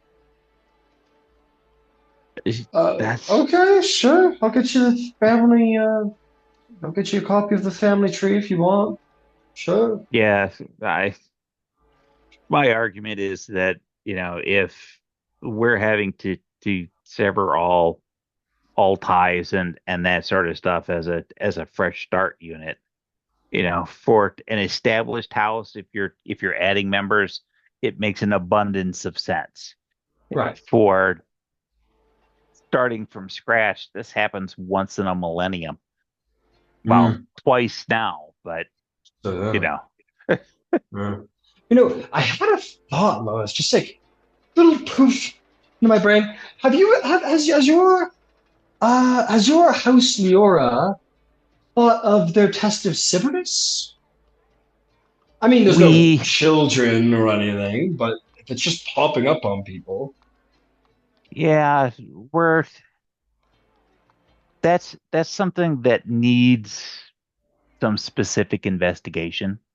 Mm. I've had some thoughts onto it, but we need to really dig into Right. when these houses, when these marks first manifest, because we're 10 to 14 years from having any children of somebody who manifest a mark for however that works. If it's a draconic prophecy or act of God, who knows? Mm. Whatever that medium is, it clearly has impacted a bunch of people already without a test of Cerberus.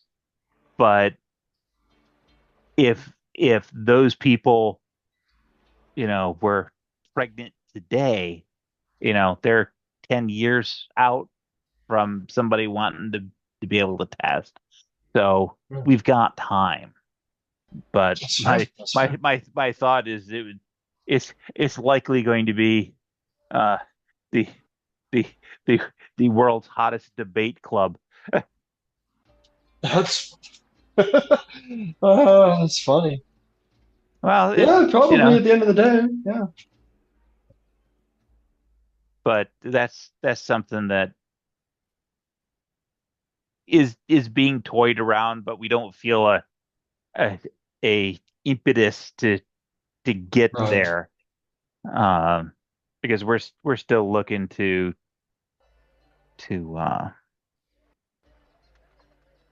figure out who is already manifested, Right. and pull those people in from the weeds, because we have humans and gnomes, and apparently there's a halfling and a warforged Oh, right. I heard about the Warforged. That's so strange. who manifested a mark. So, Yeah. Well, Well, if you figure out a test, you can always try it on Jimmy. He doesn't have a mark. Try it on your older brother. See if anything happens. Who knows? Oh, he'll love that. Yep.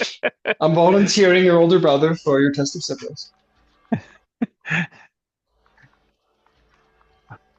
Who knows? A life or death argument. A life or death argument. Something nice and stressful. Yep. It's nice and stressful. Maybe try and argue him into actually working something proper for the house instead of just cutting stones all day. Well, teach their own. Teach their own. We still love him. We still love him. So, what's to do in Sharn? Oh, what's there to do in Sharn? You got to hear about this new place that's opening up in Lower Tavik's Landing. And we'll cut away from that as we go into the fun stuff. But yeah, since we got a bunch of time on our hands, you're gonna be down there for about a week, Lois, and it takes about 5 days to get there and back. That's a nice even 10 days of downtime. So I'd like to hear what anyone would like to do with their downtime. Does anyone have any ideas?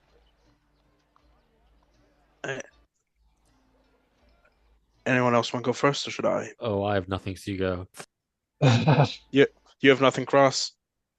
I can make suggestions if anyone. I have an idea of what I could do. I have a whole list. Cross, you can get the serial number on your off of your creation forge for the for the genealogy. It sent a message to Lord of Blades like, okay. So, here you go. Oh no, wait. Dad's sorry, the Lord of Blades. My real dad is 175946321 serial number. Cross. Sorry, all the serial numbers been filed off. I did that a long time ago. I forget the numbers. Yeah, sorry, Cross. What are you up to there, Ludwig? Okay. Well, let me get this off. Well, for one, I try after I wake up and get rid of the hangover. I train with Venom for a little bit for that day again, and I tell him I'm Well, gonna be. you got 10 days, so I know, but this is just in the morning. I okay. just tell him like might be gone for a little while, and we'll get back as soon as I can. Just for fun.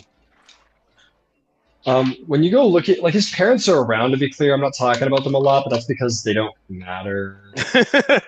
They don't matter narratively. They're just narratively, they're just like enjoying the high life.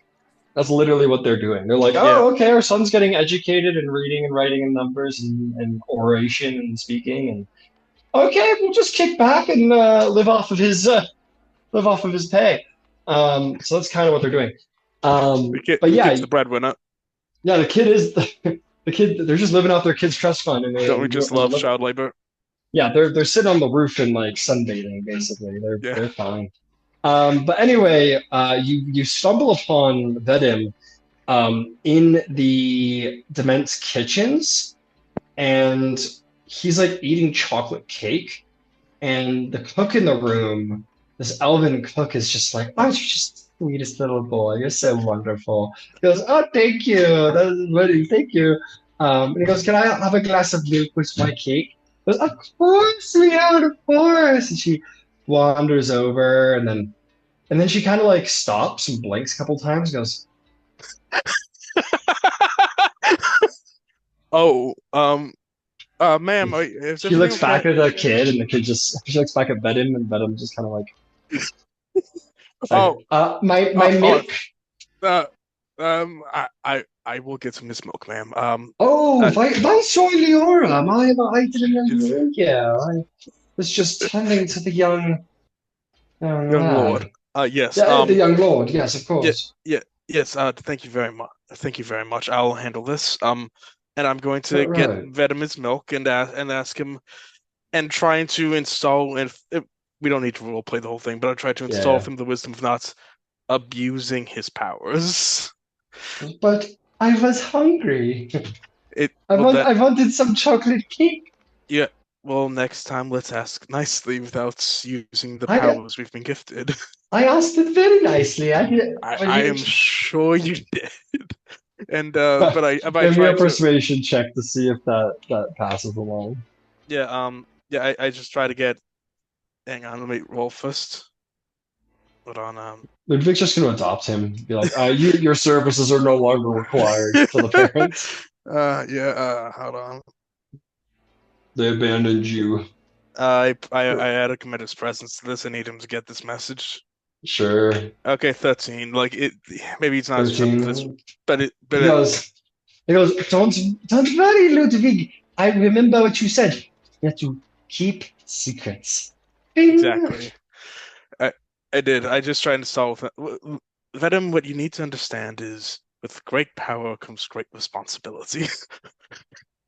Whatever, Uncle Ben, and he runs out. And you get shot immediately, Ludwig. I don't even. God damn it! Yeah, you do realize the guy who gave that line is the guy who ends up dead. I'm so sorry. He's marked for death. Okay, but I train with Venom, and I give Inara the heads up of his mark is flaring up.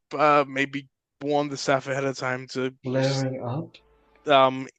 He charmed the cook to make him a chocolate cake. That's impressive, actually. I'm really susceptible to charms. Why are you telling me? I'm not his baby. I'm sorry. Just keep. I'm going to be gone for a few days. I'll be right back as soon as I can.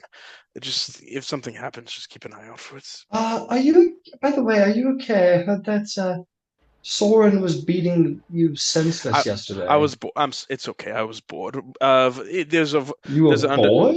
Well, yes. Is that what they do in Karnak? They beat the shit out of each other and they're bored. There's a language only warriors can understand, my lady.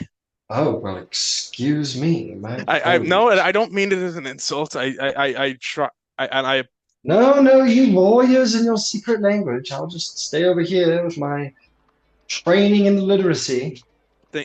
I thank you. Your literacy is magnificent. Thank you again. All right. Off you go. Yeah.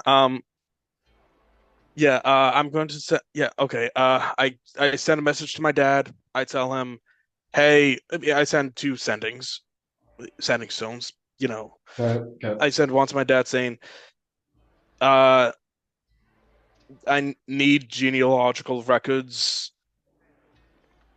That's it. for Dragonmark, for Dragonmark House. I'm heading to Korth. Will pick up from King's Grace. So that was 13 words. Let's see how much it's gonna cost you. Okay. I believe it's 2 silver a word. Yeah. So that's gonna be 2 gold, 6 silver. 2 gold, 6 silver. Civis sends it along. Okay. And yeah, you get a response, which is you get like a confirmation response. Goes. You get like one word response, which is like yeah. Yeah, and I send another message to the matchmaker. All right, I tell her, dude, you're not inviting everyone to your courting. This is just a meeting. Let me respond. All right. I got you. Received letter.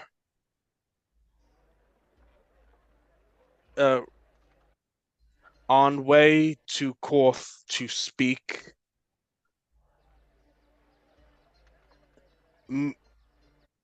Meet privately at King's Grace Hotel. Okay, that is another 14 words, which is going to bring you to 2 gold, 8 silver additional.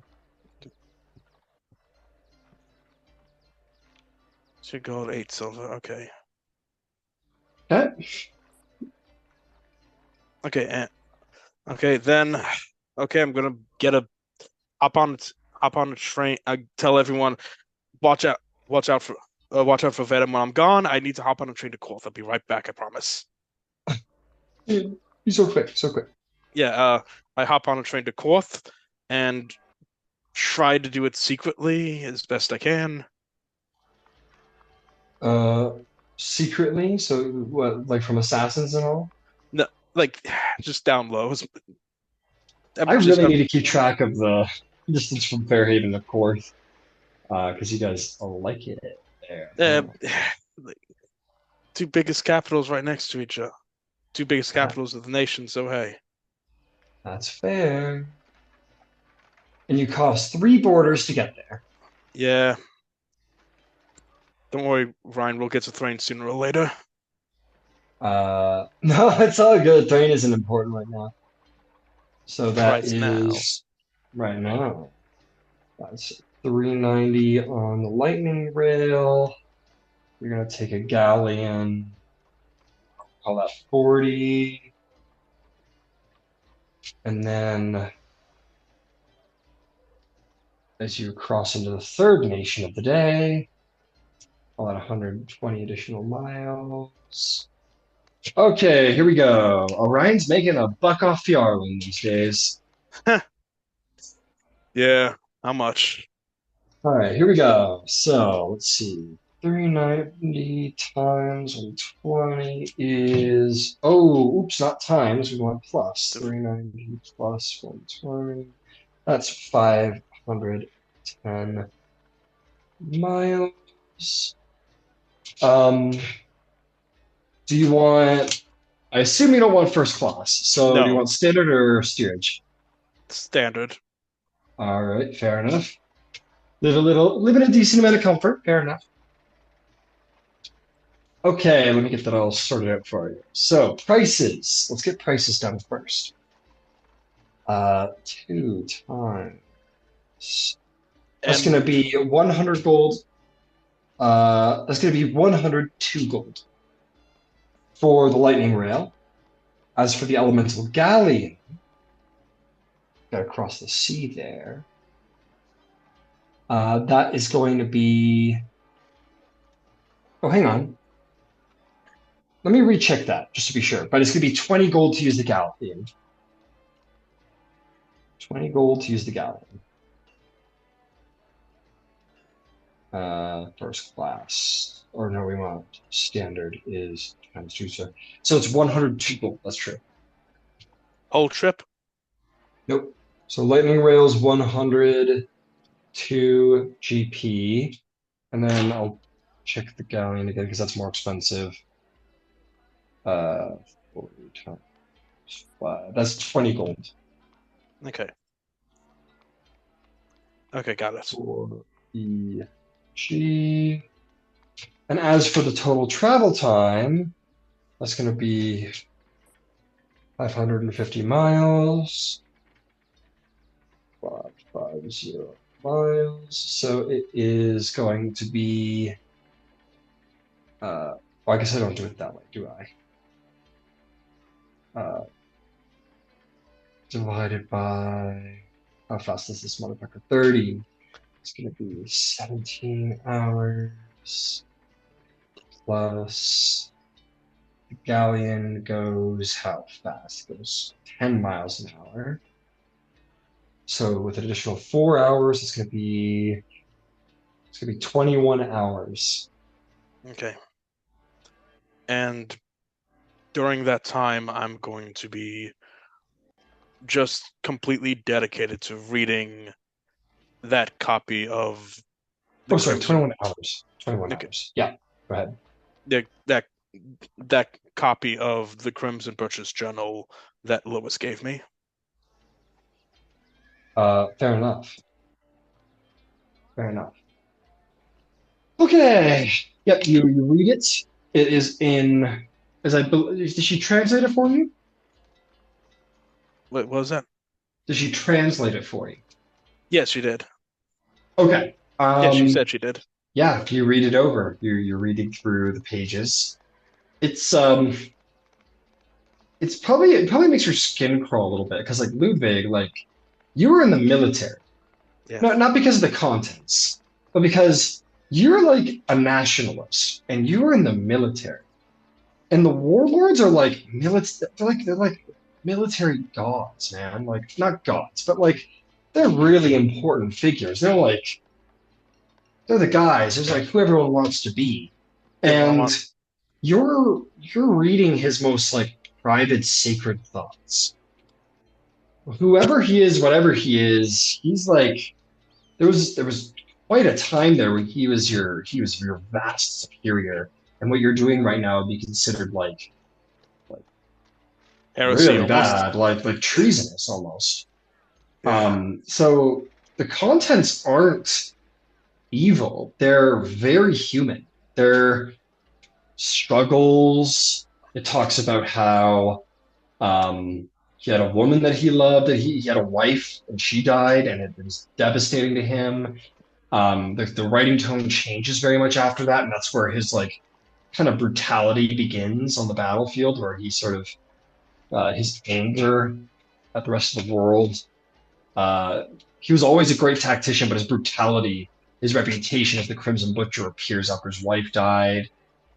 He talks about the people who have died in his arms, the visions he's had, the night terrors, the PTSD, the struggles he's had, the weight of responsibility on his shoulders. It's for all of the, the pain in the ass he was to your party. It's a deeply humanizing, deeply tragic volume of his sufferings in the last war and his family. And the only family he has left is his daughter, and that's it. Only his daughter? Yeah, he has a daughter. He has an unmarried young daughter. And that's his life. That's all he has. And if there's more details, you can easily just message me more of it. But like, does it say what she's like at all? Yeah, I would go into a lot of detail about her, and to no grand surprise on your part, she is deeply idolized by the Baron. He's deeply protective of her. He's frustrated by her at times. When the last war ended, she wanted to travel to Undere, in which he forbade her from traveling into what he calls enemy territory. Um, he's deeply protective of her and deeply loving of her. If there was ever a weak spot for the Crimson Baron, it would be his daughter. Um, Other than that, but that's a juggle there, right? Like that's sort of like a Liam Neeson kind of weakness, like Taken. Like, yeah, it's his weakness if you take his daughter. He loves his daughter, but like you're fucked. Like there's no coming back from that. Yeah, like there's something primal about that. About when Yeah, if you take his daughter, like sure you've got leverage over him, but like you're your dead. days are numbered now. Even a year from now, you're still fucked. Yeah, the moment he gets it back, there's revenge coming for him. So he's a deeply brutal, deeply troubled, but does his best as a father, and he probably puts in there that like he tries his best, but he never expected to have to raise her without her mother, and he struggles, and his responsibilities to the crown, and so on and so on and so on. It does talk about the daughter. You don't need to pick a name now. Yeah. We'll say that you get off the train at that point, like you're reading through the book, because obviously the daughter comes in later. Especially raising her comes in around the last 4 years of his life, whereas most of his life has been on the battlefield. So you get to like the last couple chapters, the last like 100 pages, and you're like, okay, like you run out of time, you've fallen asleep, and we'll pick it up from there later. But okay, so you are in Fourth. Yep. Now, what time is it at Korth? I'd say it's the morning of the next day. You've spent one day.